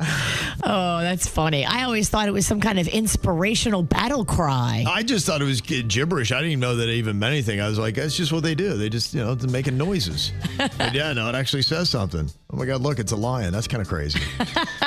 And I saw that Billy Idol, you might remember him. He was a big punk rock star back in the 80s. He still pops up on commercials and stuff like that and is still touring and doing the game. Oh, he was here not too long ago, and people that went to his show said he looked good. Yeah. Keeping it together. He is. Yeah, he is. Sounding good, looking good. Mm-hmm. Well, he was on with Bill Maher on his Club Random podcast, and they were talking to him. You know, he's grown up in the 80s. There were a lot of excesses in rock music, and he was definitely imbibing in many of those excesses. But he traded one bad habit. But did he actually trade it up for a better one or a worse one? Why, you had a brief cocaine period? Oh, yeah. Did well, you? Once you're trying to get off heroin, what do you go to? You go to something else. That I started smoking crack to get off heroin, you know. Did you really? It worked. Oh, It worked. There you have it, kids. And I did. Want to get off heroin? It's probably the worst advert for... Step up to crack. Oh, my gosh. Wow. Terrible advice. Terrible advice, but I got him off heroin. I don't know. Wow. Maybe go to rehab and get off of everything. You would think so, but look, I will tell you, there is something to this where people, if you do have a vice or an addiction, I argue this. I think we all really do kind of need one or two vices, but it's just settling on something that your mind says is a vice, but it is the least harmful vice you can get. Now, you need to keep trading down if you're smoking crack and saying, yeah, but at least I don't do heroin. I would keep going. But have you ever seen that where, like, for instance, I've seen people that have quit smoking and then they started drinking diet sodas like crazy. Yes. And you're like, okay, maybe you haven't completely settled yet because you had maybe 14 Diet Cokes, and I've only been here like 2 hours. Yes. But I know, look, I've been there. I'm one of those people. I need to maintain a vice or two or I lose my mind. I become so cranky. I need a couple things that are fun.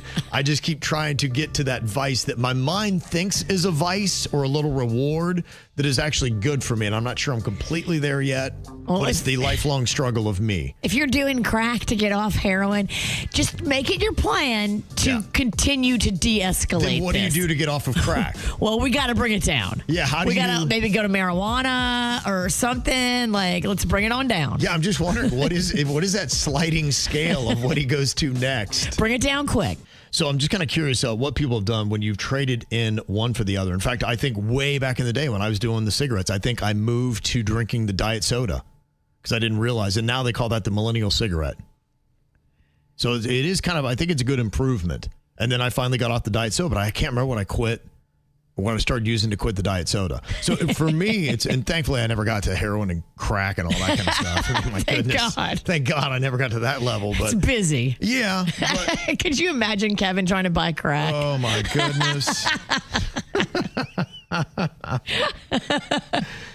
Now, one person said, I quit smoking cigarettes and then I went to vaping instead. And I felt like I vaped more than I smoked. And yeah, that's the one thing where I think you have to truly ask yourself, are you trading to a better habit? Yeah. Because sometimes you're saying, I mean, is that really even a trade-off, or have you just swapped one bad for the other? Now, Denny's, you kind of did that, right? Because you were a smoker and you went to the vaping for a while. Yeah, I quit smoking cold turkey. I didn't smoke for a year, and then vaping came out and got big, so I got into vaping.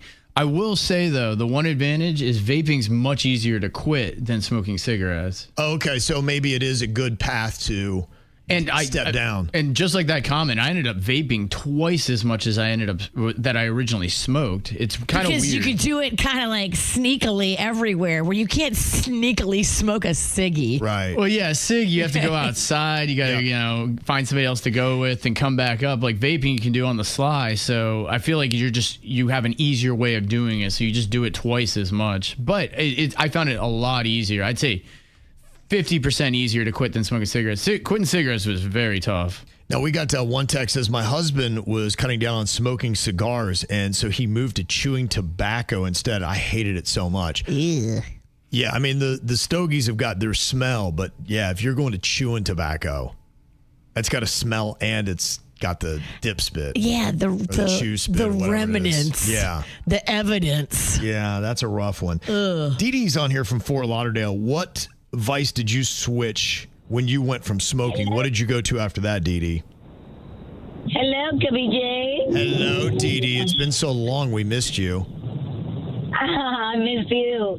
Well, my story is that I had to get breast implants, and then they do a thorax test, X-ray to see how your lungs are, just in case, they need to intubate you or whatever. Mm-hmm. And then I was smoking, and the doctor say, look at your lungs. Your lungs look very healthy, but these spots are nicotine. If you quit smoking right now, your lungs are going to be healed in 3 months. And I say, really? I said, okay. And I stopped smoking.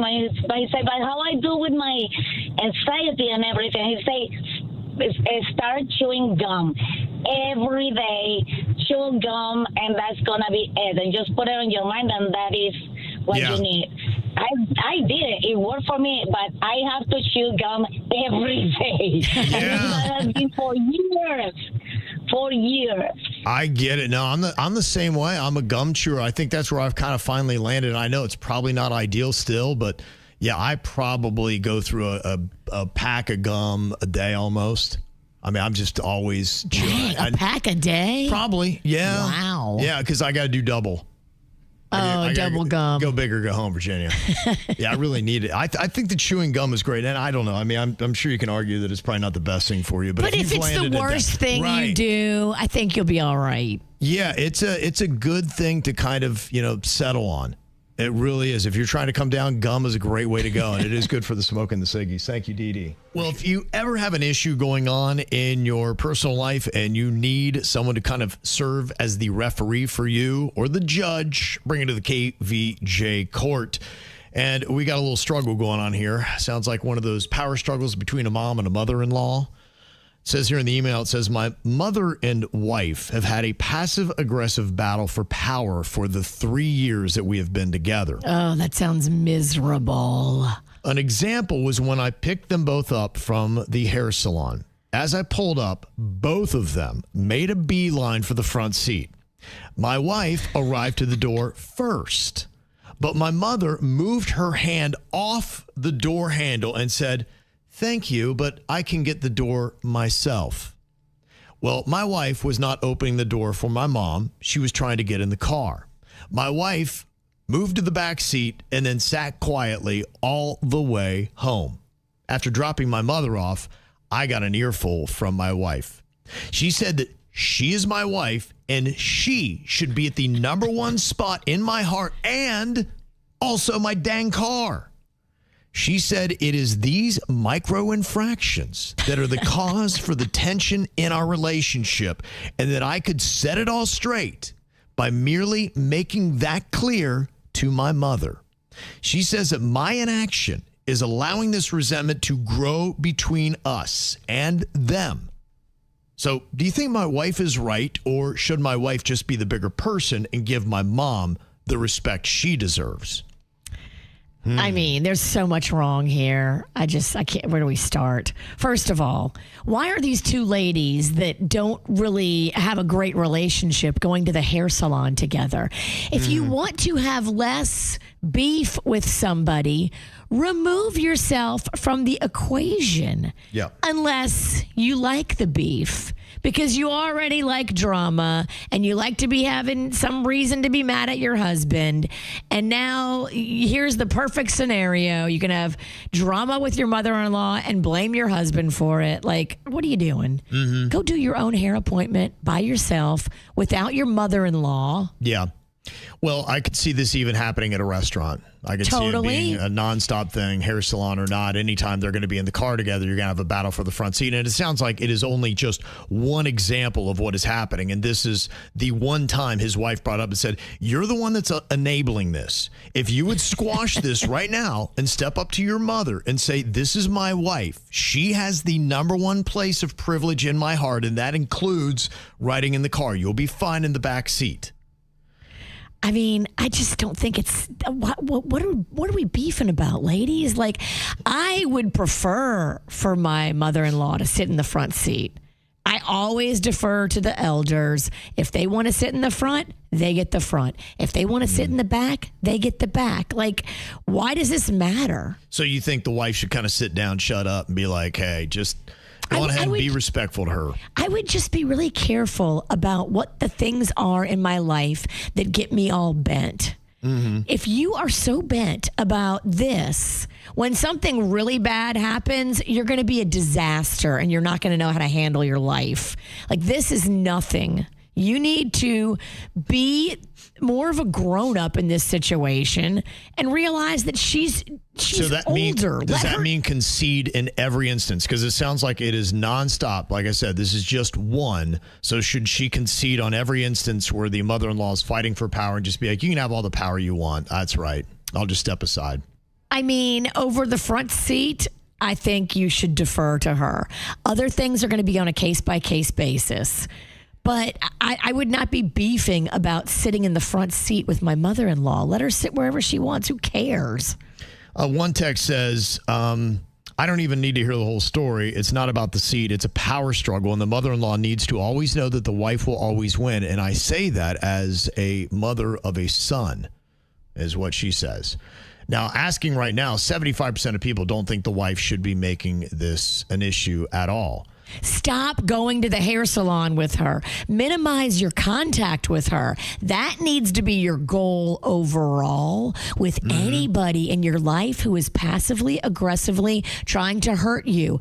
What you do is you minimize their access to hurting your feelings first. And then you let your husband know, hey, I don't want beef with your mom. And this is why, I'm going to let her just sit in the front seat. I'm going to just back up whenever she wants to have some kind of exerting power situation. I don't want beef with her. So what this says to me, 75% of people are saying, ladies, if you're in a power struggle with your mother-in-law, you should concede and lose that power struggle and give her the privilege every time. Not every time, but on this case scenario, if we're fighting over the front seat, that is stupid. Let her have it. Pick your battles. It's just like with your kids. You can't fight over everything. Look at your mother-in-law like one of your children because she's honestly acting like one. And so are you. Pick your battles with your children. Pick your battles with your mother-in-law. Pick your battles with people that want to passively, aggressively upset you, and don't let them get your goat. Okay. But tell him, too, what's going on. Laugh about it with your husband. Say, you know what? She's trying to make a big deal over this front seat. I don't want no beef with her. Let her have the front seat. Who cares? One person said, I've been through this with my son and girlfriend. She makes me sit in the back, doesn't ask. He wasn't raised that way, and I feel it's rude. I would never ask or make my mom sit in the back. I'm guessing this DIL doesn't get along with her MIL all that well. Yeah, I think this is just an ongoing thing, and the wife feels like she's always losing, and then when she lost the front seat, that's when she finally went off and said, I'm just tired of you never having my side on this, and I am losing every single time to your mom. And now you look silly because now you're fighting over the front seat. If it's deeper than that, if there's other things that she's doing to you, you address those things as they happen with your husband privately. You don't bring it up in front of her. You certainly don't let her know she got your goat. You don't make a big deal of it. You don't sit in the back seat and sulk. Now, one text says, sure, the front seat is something stupid to beef over, but it's an issue of principle. Her mother-in-law will insist on sitting at the head of her son's table for dinner, and the daughter-in-law folds over everything. She doesn't respect the son's wife because she knows the son values her more. And I think that's what her ultimate complaint is just saying, I don't feel like I'm number one in your heart. Your mom is still there. Well, what about, like, we always let the old people sit in front, or we always let the old people pick their seat just because they've earned that right because they're elderly and we have to respect our elders more. What about that? One person said, you need to set this mother-in-law straight because it's going to snowball into bigger situations. Just wait till the kids come into the picture, and then you're really going to have some fights. So, yeah, it's interesting because the way I'm reading it, 75% of people are saying this shouldn't be a fight, that the daughter-in-law should be deferring to the mother-in-law and giving her the front spot in all this when it comes to considerations is what it sounds like a majority of people are saying. Pick your battles. Okay. Especially if she's passive-aggressive and she likes to fight. Okay. You don't want this for your life. Minimize contact with her and pick your battles. All right, so basically what people were saying, lady, you need to shut up, sit in the back seat, and let your mother-in-law sit in the front. Stop fighting with her. Just let her have the number one spot in your husband's heart. And laugh at her behind her back with your husband. Be a team with him as you two laugh about this scenario that she's trying to make drama again. Yeah, I think that laugh at her. She's not able to laugh about it, and I don't think that the husband thinks it's really funny at all either. He just thinks that the wife's kind of being a pain in his Your behind. mother-in-law is getting your goat, so I hope you're happy. You're losing this battle to your mother-in-law who is outwitting you and making you look stupid. Yeah, well, at some point, maybe you just got to decide, you know what, maybe I'll just let her have him. Yeah. I'll go find another guy. Go find a new hair salon, too. What are you doing going out for hair with her? That's ridiculous. Yep. Ow! There's a lot of dumbass criminals to talk about, baby. It's the whacked out news. People breaking the law. Ha ha, fighting in the nude. Ha, drunk people pooping in the street. Ha ha, it's the whacked out news. So many people on meth. Ow! So when you're a 59-year-old cartel leader and you get gunned down while trying to see your OnlyFans girlfriend, what do they wind up burying you in? Gold-plated casket, baby. Gold-plated casket. Oh my gosh. Yeah, that's how El Mencho went out. They're going to have somebody round the clock running security on that. On what? On the gold casket? Yeah, Did they put that in the ground? No, I've actually seen some documentaries they have. And they have these cartel graveyards. It's pretty crazy. They had gone through and, places like this, whether it be Sinaloa or Jalisco, and they have mausoleums, and they are massively tricked out. Now, I don't know what they're doing with security because you would think that, somebody might try to break in, but the whole thing is I can only imagine if you rob a cartel cemetery. You got big balls. I mean, that would be something bold. And Death wish. In that part of the world. Because, where are you going to fence it? Right. Where are you going to take the stuff? And could you imagine if you were riding around and flossing something that you stole off a cartel member's grave? You got to take take that small town? That needs to leave South America. I think, if you get something, you better, So go to Canada. And I don't know, what do? You take El Mencho and you dump him on the ground and you're going to run down the street with a casket? Yeah, I don't know. That's interesting thought. But, they said it was pretty crazy. In fact, they had heavy National Guard presence to prevent fresh violence because you saw they had violence across 20 Mexican states with cartel members. Yeesh. So they were afraid that kind of stuff might continue. They said they had 5 trucks transporting anonymous floral tributes. There was a rooster-shaped arrangement referencing his cockfighting passion. So he was just a good guy all around. Yeah. Mean to people and animals. A band was playing ranchero music and narco corridos during the procession. They said masked mourners attended the hour-long ceremony before following the coffin to a relatively plain gravesite. Now, I'm surprised by that. So maybe they just put him in the ground because, I've seen the other ones that are pretty ornate. But maybe you're right. Maybe they're getting robbed regardless of the threat of violence. Well, there's a 51-year-old taxi driver in Spain who got arrested for assault after he allegedly punched a 65-year-old Irish tourist who burped in his cab.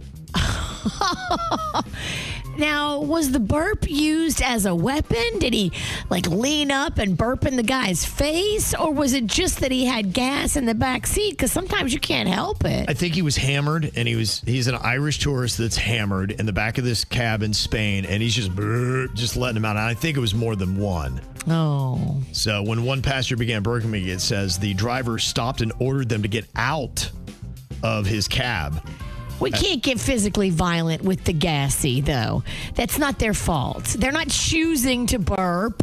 Yeah. It's an involuntary reflex that his poor little drunk tummy is doing. As the tourist exited, the driver then allegedly punched him, causing him to fall and strike his head on the curb. Oh, damn. You in trouble now. Yeah, the tourist had a bloody nose, large head wound. He was treated at a local hospital for severe head and face injuries. What a douche. Yeah. Mm-hmm. Look, I'm just speaking on behalf of all drunk people that burp. We can't help it. And you certainly shouldn't be punching and attacking us. Yeah, I guess you don't mess around in a cab in Spain. They said in November, there was a taxi driver got arrested for allegedly dragging a tourist after a fare dispute, leaving the victim with stitches and in a hospital. So don't mess around. Gosh. Yeah. So don't play if you get into a cab in Spain. Don't get in a cab in Spain. Yeah, I guess walk Not if you've been drinking or not if you have any kind of weird feeling. Walk. They say a man in the UK was pulled over and busted for driving under the influence of marijuana and possession of cannabis this week. He was in the middle of taking a driving test at the time. Did he pass? It did not go well, no. Did not go well. A Georgia sheriff is in trouble after deputies say he was caught driving drunk while on the job. Uh-oh. Well, it's stressful, Kevin. Hall County Sheriff Gerald Couch was pulled one morning after a deputy saw his county-issued Chevy Tahoe swerving and failing to stay in its lane. Oh, no. Troopers say Couch showed signs of being drunk and later tested with a blood alcohol level of 0.212, nearly 3 times the legal limit of 0.08. They found 4 Loco cans in the SUV. Oh, he went classy with his beverage choice. Yeah. He's drinking 4 Locos? 4 Locos, and they said he admitted to starting at 6 a.m. Oh, he's going through something. Wow. I mean, you start your day off with 4 Locos, be like, yeah, let's get it going. That's not the beverage you start with. Wouldn't think so, no. Ooh, those are rough. Well, the guy who won a $167 million lottery and then assaulted a police officer while he was out celebrating has now pled guilty to a reduced misdemeanor charge. All right. Way to go, huh? Keep it together now. Moving forward. Mm-hmm. Everybody's going to be trying to separate you from your money. You're obviously froggy. Maybe you don't drink to excess. Keep it together before you broke again. Somebody that lost money and shouldn't have. Did you see that U.S. track star that lost a half marathon that she was actually winning? $20,000 are on the line. The lead bike accidentally let her off the course down the wrong path, and she lost the race as a result. The lead bike was leading her? I think she had said, too, it might have been a qualifying race or something like that, too, on top of it. This feels like sabotage. Who was the second girl in command? Yeah, I think maybe another runner had gone with her, so I think a couple of people lost out. But, yeah, I mean, if you're a lead bike, dude, you got to know your path. Dude. Come on now. 20 grand is on the line. Yeah, you're going to have a big problem. Well, this sounds like a fun cruise line for us, Virginia. A Princess Cruise Line with 3,500 guests from Galveston to Cozumel, Mexico set a Guinness World Record for the most margaritas sold in an 8-hour span. 3,560 people down 3,410 margaritas. Now, this is a record I can get behind. These are your athletes. And it was smart, too, because they uses Matthew McConaughey and his wife's tequila. Okay. The Pantalones Organic Blanco Tequila. Okay. Was what they made it with. 177 bottles they went through. Wow. How about that? 11 pounds of salt.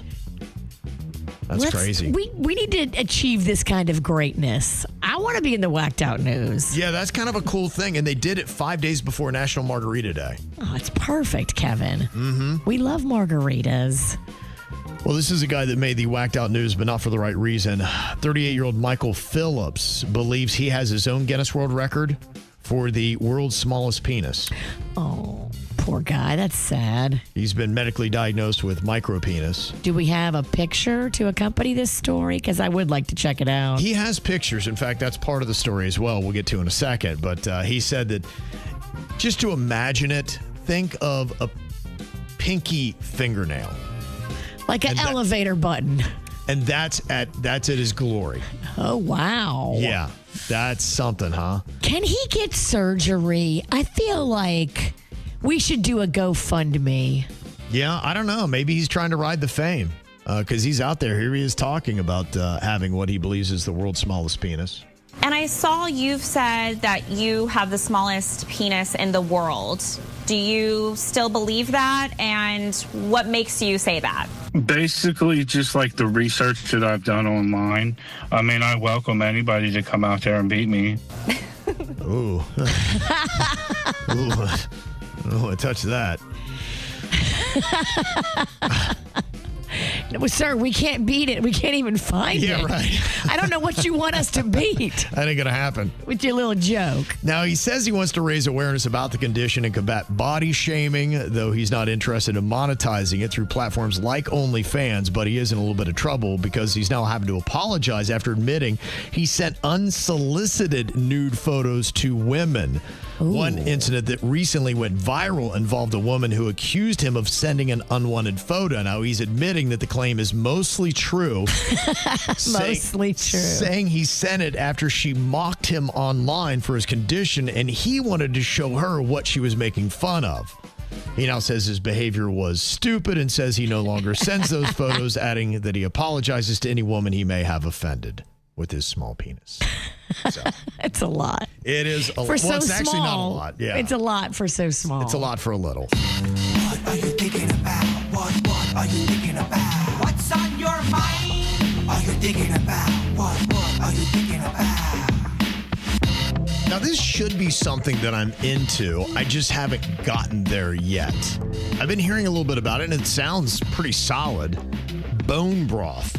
Now, to me, I love things where you can get a little bit of protein in your diet, and I don't like eating a lot of food now. I like things to be really light, and I just cannot do a lot of food. And so bone broth seems to work. In fact, I was paying attention as Machine Gun Kelly was talking about. That's basically all he does. His diet is bone broth and cigarettes. Really? I think so, yeah. He looks not good, though. He's real thin. I was like, yeah, you might want to mix in a sandwich or, a lettuce wrap at least. But yeah, I think that's like his diet is the bone broth. But I think it probably is pretty good. Now, I don't know about the sodium. I'd have to check on that to see if that's going to jack your sodium levels through the roof.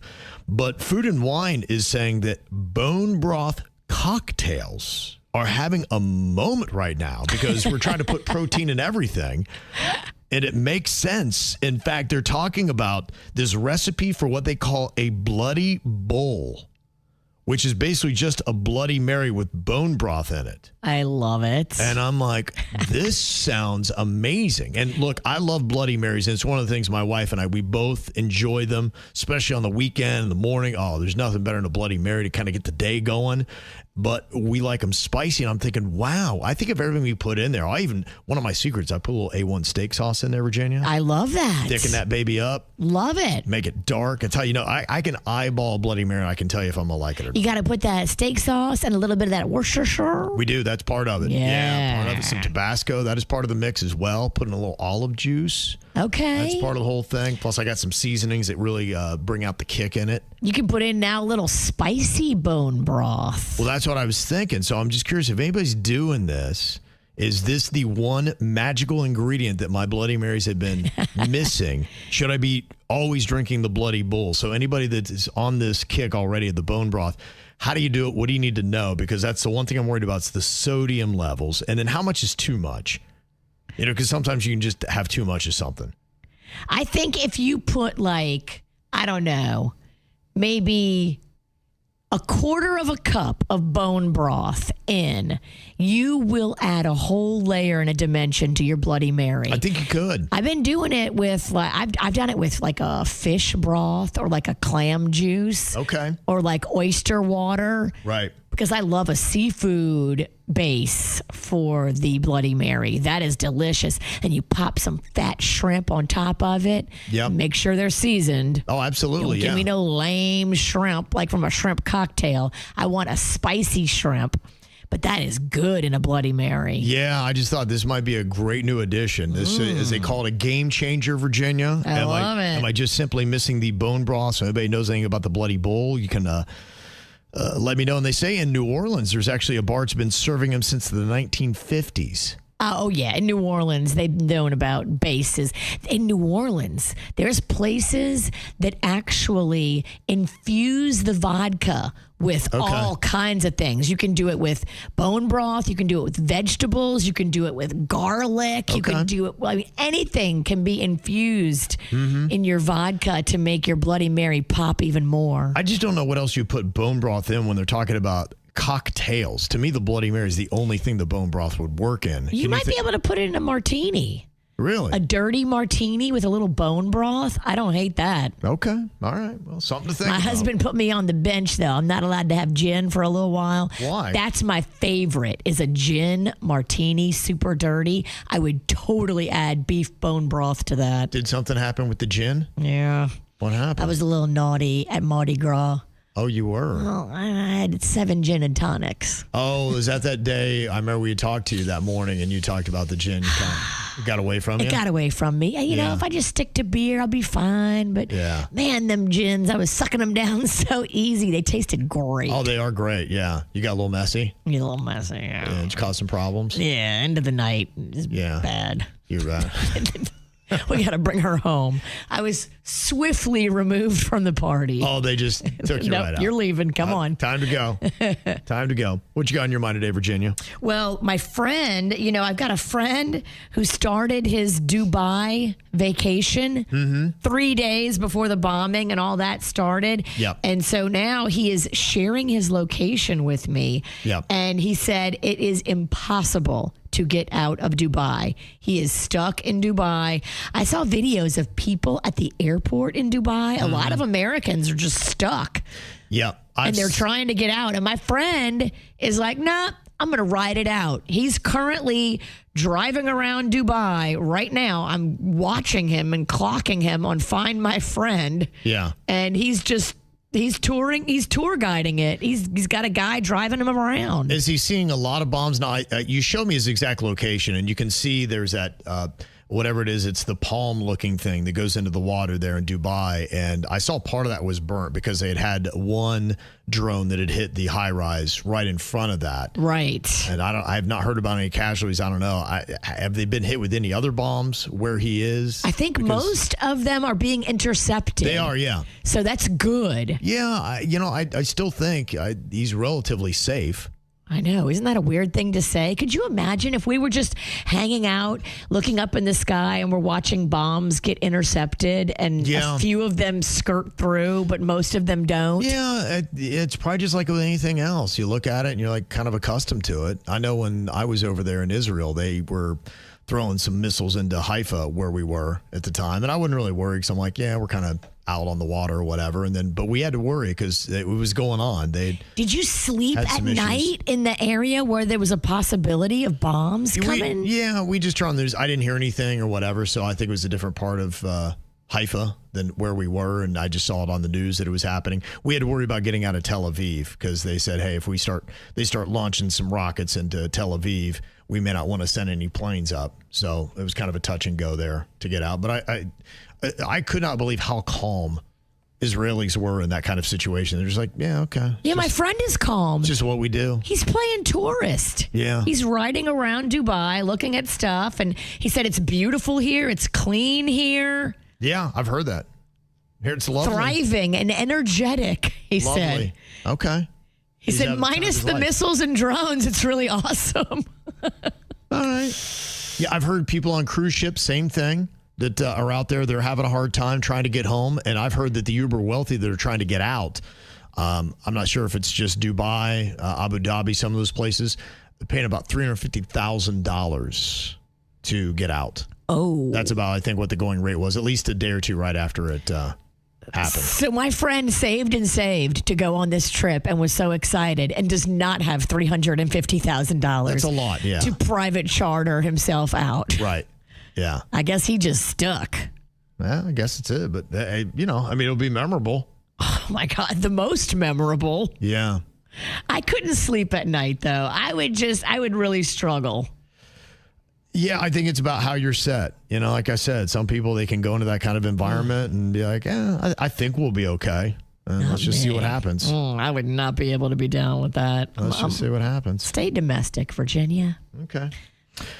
Denny's, anything else you got on your mind here today in particular you'd like to bring up? Yeah, and one thing I'll point out, I went on a big bone broth kick there for a second. After I got into pho, you know how it's got like kind of a brothy. I just like, man, I just want so much broth, and I heard it's really good for you. Yeah. And the collagen and all that fun stuff. Yeah, I've heard the collagen. That's a big thing. You're right. Yeah, it's a big part of it. The one thing I will point out to you, though, is when you first adjust to bone broth and you're consuming it a lot, you will get a lot of diarrhea. Your body has to adjust to it. It takes like a week. Oh my gosh. I'm glad you said something. I was going to race out today and get bone broth. Race out, chug it, and then come in. Chug it right before the show. Well, you're going to combo our show. You're comboing it with a Bloody Mary. That's why I would just be careful on the first few. It will definitely adjust your gut. All right. Lucky for you, this stupid show actually owns adult diapers for some other dumb bits that we've done. Right, so yeah. if you get in trouble over there, you just let us know. We got a stockpile of adult diapers. Okay. All right. No, thank you for that. I'll have to talk to you about bone broth. Yeah. But I just wouldn't go out for the first one and go hang out for hours because I noticed that I had a little bit of a gut adjustment to that. Dose small in the beginning. Yeah. Don't go nuts and just see what you can tolerate. You don't want diarrhea to sneak up on you. I do not. No, especially while doing this job. I don't have time to go pee. I couldn't even imagine if I was wrestling with a terrible case of diarrhea. And we got new trash cans in here. That lid don't open quick. The lid does not open fast. No. I can see you getting the wall a I mess. just concede. I'd sit right here and mess my drawers. Dude, I will video it. I'm so sorry, but I'm that friend. Okay. Well, you got to. It's content. I was just going to put that on your radar, but also on my mind, as I'm sure everybody else is, and we've talked about it in the past, and I have my own special mixture, but all my grass died. So, yeah, I think from of the cold snap. Yeah, and it was coming in so good because I did my own grass mix. Oh, you had fresh baby grass. Oh, it was so nice, but it's all gone. So I was going to this weekend start raking up all of the hay that's in my yard, and I was going to start the replanting process. Wow, that's a project. That is. So if anyone wants my special grass mix, and I found a perfect mix. Well, I know there are a lot of people that have always been asking for Denny's special grass mix. Yeah, but it's a different mix. Well, I got both mixes. Okay.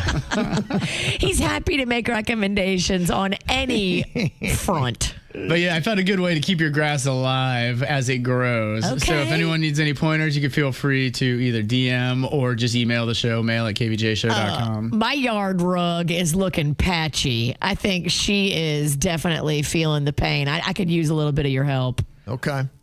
All right. Denny's is there for bone broth, for grass. Look at you. He's got it all over there. It's a blessing and it's a curse. It's a blessing because we need the money. That's just what we do in South Florida. Travel and tourism. Number one industry that we have, aside from maybe cocaine. But we need that money. But the problem is sometimes there are headaches that can come along with it. Our roads are taken over. People get unruly. People are getting hammered. They're just living a different life than when you live here. You're trying to get to work. You're trying to get your kids from school and just maybe go out and have a nice lunch. But the restaurant is completely taken over with drunken spring breakers that are barfing all over every table. Sounds and that's hard awesome. to eat. It sounds fun. You're loving it, every part of it. But they are saying this spring break, which is right around the corner, may be crazier than normal in South Florida. And you start to think about it. You're just talking about your buddy that's in Dubai. Not that everybody's going to be heading to the Middle East, but you kind of close down that part of the world where people might be going. They've had the issues in Mexico that have been going on where a lot of people are going to be doing spring breaking there, and you kind of close down that part of the world.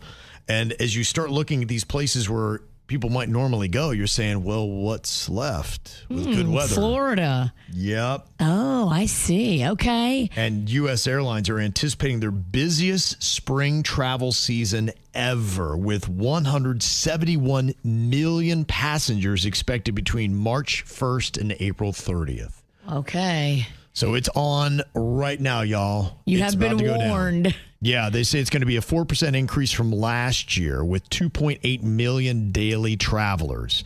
And they're saying that right now a lot of people are eyeballing Florida is one of the top destinations, which we always are, but there's even more attention. In fact, they say right now Key West leads domestic destination searches. That is the number one spot now where spring breakers are looking to go. That's where Magnolia and a bunch of her friends from FSU want to go. Okay. They are all making their way down here, stopping at our house along the way and heading down to the Keys. Mm-hmm.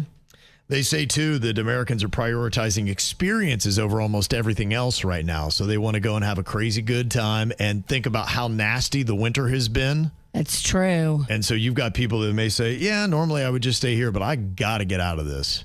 I need a little sun on my buns. Yeah, absolutely. And so that's what they're going to be doing. They say that airlines are responding by adding routes, capacity, and operating 26,000 daily flights with 3.5 million available seats. Good. Yeah, so if you thought it was busy last year, it's going to be even more busy this year. So get ready. The rush is on here in a couple of weeks. It's expensive, too. I was looking at flights. I'm like, oh, good Lord. Is it really? Yeah, it's a little pricey. Isn't that crazy that they're adding flights and yet they're keeping the prices high? I guess when you have demand, that's what it's all about, right? Yeah, it is. Yeah.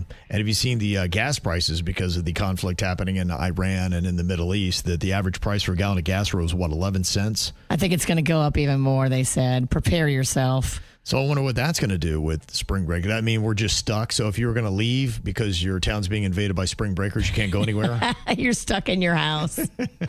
If you live near the beach, it's going to get a little rowdy.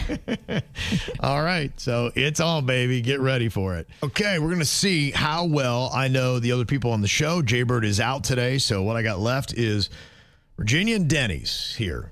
So we'll see which of the two of them I know better after all these years.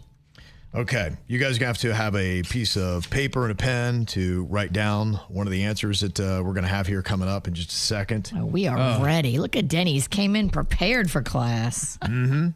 He's good. He's good. Okay, first question is, did Virginia and Denny's take a nap yesterday? I am going to say Virginia did, Denny's did not. Am I correct? I did. I did not. Dang. Bang. I haven't napped in, gosh, it's got to be 20-something years. Really? I can't nap. I'm not a nap person, just not built for it. I have to. It's now in my DNA. If I don't get a nap, I am just crabby, moody. How long do you nap for? Just an hour. Okay. Just 1 hour. That's probably the way to do it. If you go too long, it just turns into you sleeping the rest of the day. Yeah, you can't do that. Then I'll never get to sleep at night. But just I get my little lunch, my little snack, my little juice and cookies, and lay me down. Sounds lovely. Oh, it's so nice, Shannon. Mm-hmm. All right. Does Virginia and Denny's have a bumper sticker on their car? The main one that you drive. I'm going to say no to both. Do you have a bumper sticker, Denny's? I do not. Okay. Virginia? I do. Oh, man. No. You got a bumper sticker? Did your kid put it on? No, I did. Oh. My girlfriend made it. It says, Tequesta Bad Girls Club. You got to stop with That's that. Are you awesome. serious? You do not have a Tequesta Bad Girls Club bumper sticker. I do, and I'm a member. Oh, damn. Oh, my gosh. That's amazing.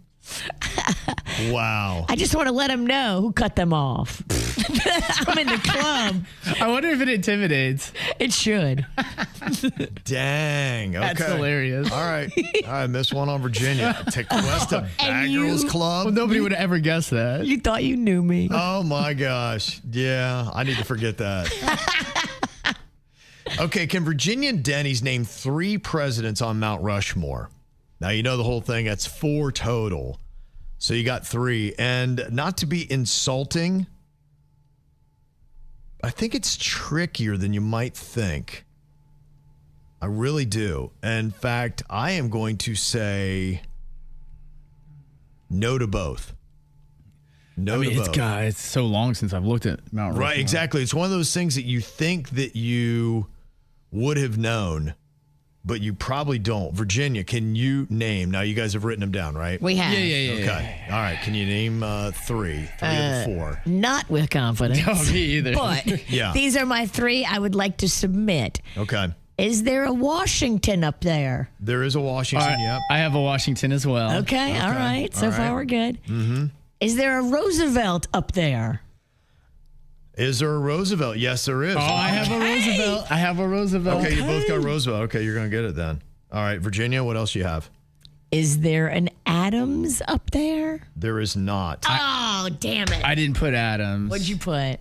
Is there a Thomas Jefferson? There is a Thomas Jefferson, yes. Dang. And the then- $20 bill. Is Lincoln? Who's the last one? I couldn't. Lincoln, yeah. Oh, it Denny's is? got all 4. Do you have any others, Virginia, or is that it? That's it. Is your 3? Okay, Virginia did not get it.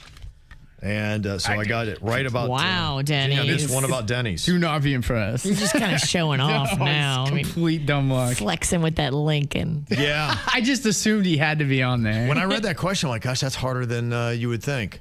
I mean, because it's all because of Jefferson and Roosevelt. Roosevelt was the toughest, but I remember seeing him on there. Okay. All right, what about this one? Does Virginia and Denny's follow any other exes on social media? I'm going to say Denny's does not. I'm going to say Virginia does, though. She's got a friend from back in the day. Do you follow any of your exes on social media, Virginia? I do. Okay, I thought you did. Keeping an eye on them. Yeah, I'm still friends with them. You know, there's no like, some I have beef, but some I have no beef. Mm-hmm. You know, I'm able to be cool if you're cool. Okay. Don't be an idiot. Right. And Denny's, I'm saying no, he does not. I do not. No. Yeah, I didn't think so. I have no hard feelings or anything of that nature. I was like, why even keep in touch of any sort? You know, afterwards. Yeah. They live their lives. I hear you. I'm nosy. Yeah. I like to see what everybody's up to, and as long as you didn't cause me major life trauma, we cool. Yeah. Mm-hmm. Okay, let's see if we can separate here. I've gotten 3 out of 4 for both of you. Ooh. Okay. Has Virginia and Denny's hooked up with someone 15 years older than them? 15 or more years older than them. 15 is the number. 15. I'm going to say yes on Virginia. I'm going to say no on Denny's. Virginia, 15 or older. Yeah, when I was younger, I was definitely like all over the place. I would date people my age, and then I would date people much younger. I used to work in a jazz club, and there's nothing but old, crusty guys in a jazz club. Then you're bringing in the teenagers. In the late 90s, yeah, there was nothing but crusty older men. Mid-90s. Ooh, mid-90s. Yeah. And Denny's? I'm trying to think. 15. I don't think it's quite 15. No, Yeah, I have dated somebody older, but definitely not 15. Okay. All right. So get a point on that. There comes a certain time in your life when then you're looking for 15 years younger. Am I right? Yeah. All right. 4 out of 5 I got on both of you. Okay. Nice. Right. Yeah. You know us, but I am a little disappointed. I still got more to learn. You do. Still got more to learn. Let's do another show tomorrow. You have to by contract. Right. These things sound like they're a lot more prevalent than I thought. These smart glasses. You've talked about your son having them, and you were saying that even other brands outside of Ray-Ban now are offering these things where you can record, and how would somebody know? Because they got those little pin cameras right at the front of it. And you think about, say, well, who really cares? But think about that time when it's sunny, you're out by the pool, and you're laying there, and you're not even really thinking about it, but there's a guy on the other side of the pool, and he's got on these dark glasses, and you're like, all right, did I actually, like, wait a minute, did I you move? just picked a wedgie. Right, or you moved yourself in a weird way, and you're like, oh my gosh, did I just expose myself? Will this wind up on some kind of site? Right. And you just don't really even know, and I'm seeing all the comments happening right now on the KVJ Show YouTube channel, and there are a lot of people talking about people using them in their everyday life. Marika, she said, I've got friends who make content with their glasses for their business. And there are people that are doing this. And I guess everywhere you're going, you're just recording everything that you're seeing. And already, you know, with smartphones, people have been sticking those up skirts and trying to look at people that are in changing rooms and all kinds of stuff. That's been a violation. And it's not even as discreet as what wearing these glasses can be. It's crazy. So how do you know if somebody is wearing these smart glasses? And if that creepo sitting across the pool, could you imagine that too? You're going creep and you throw a drink on him. He's like, what? He's just got on regular glasses. You know? You don't know until you get really close. And do you want to get really close to one of these individuals that might be filming you and being creepy? I know I don't. Right. I want to keep my distance. Now, some people are saying, well, you can check for the light. There's a little light that's there. But, you know, somebody, Snap Happy Amy says she's saying you can't disable the light. I just checked. I don't know how prevalent that light is. You've seen that with your sunglasses. I can put a sticker on it. Oh, yeah, that's true. Yeah. So the best way to do this, they say there is now an app that will alert you if someone nearby is wearing smart glasses. How does it know? I have no idea. Yeah, that's what I'd like to see. Yeah, but apparently that's how they're trying to combat this. Now, I don't know, because you are dealing with, I would assume, some electronics, like you could detect some stuff, frequencies, maybe something along those lines. I would love if there's a techie person that could say, how could you have an app that would be able to detect it? And then think about that at the same time. Could it possibly finger somebody that's actually not wearing smart glasses and saying they are? And again, you come up and slap somebody. And you creep and you're like, oh, what are you talking about? You may not want to lead with the slap. You may want to investigate a little bit first. Yes. Just don't start slapping people by the pool. Yeah. And Snap Happy Amy said, no, it warns you of the light if it's covered. Okay, yeah. So I'm just kind of curious how they're regulating this. Because especially as we start to get warmer here, you're going to be laying out more. And look, a lot of us in South Florida, there are a lot of times you're not wearing a lot of clothes. And if you're bending, twisting, or doing anything weird, and somebody's like, and they got glasses on, you're like, wait a minute, did I just show something? What's going on here? It happens. Yeah. Out in the wild, especially when you're wearing a bathing suit, things happen. Yeah. So that, I guess, is the remedy. Just a check, because they are realizing that there's some anxiety that's growing about some of these glasses and how people could be using them. And I'm sure we're going to have stories about to come out of how people are getting busted doing very terrible things wearing these glasses. And those stories are coming. So what do you do to protect yourself? Look into apps. I got an update from Jbird about his hip. Oh, good. How's he Read it doing? to us. Popped through. He said, Honeyface has been doing a great job keeping me on schedule and helping me out greatly. She took the whole week off to help. Wow. He is sore and tired and a little bit out of it. Just taking it easy, doing his therapy. He said his doctor, Alvino, did a great job, and shout out to the nurses over there. Nurses. Dawn. And he said KVJ Nation's been awesome, sending him tons of positive things, too. Aw. So that's great. Very cool. That's what he needs. Good for him. Did he say anything about can he make it to the toilet? He didn't put that in the text. How do you go number one or number two? If that should present itself, ask him that, and we'll wait. We'll wait. Number one, I'm sending. Number two, sending. Right. So, yeah, I just know when my mom had it, you have to be brought to the toilet. You do get up and have to. I thought so, but then you can have privacy while you're in there. Yeah. No. Once you sit back down. No, Honeyface has to hold his hand while he goes poo. That's what I was wondering. Yeah, I just want to make sure you could make it to the toilet. Okay, that's good for him.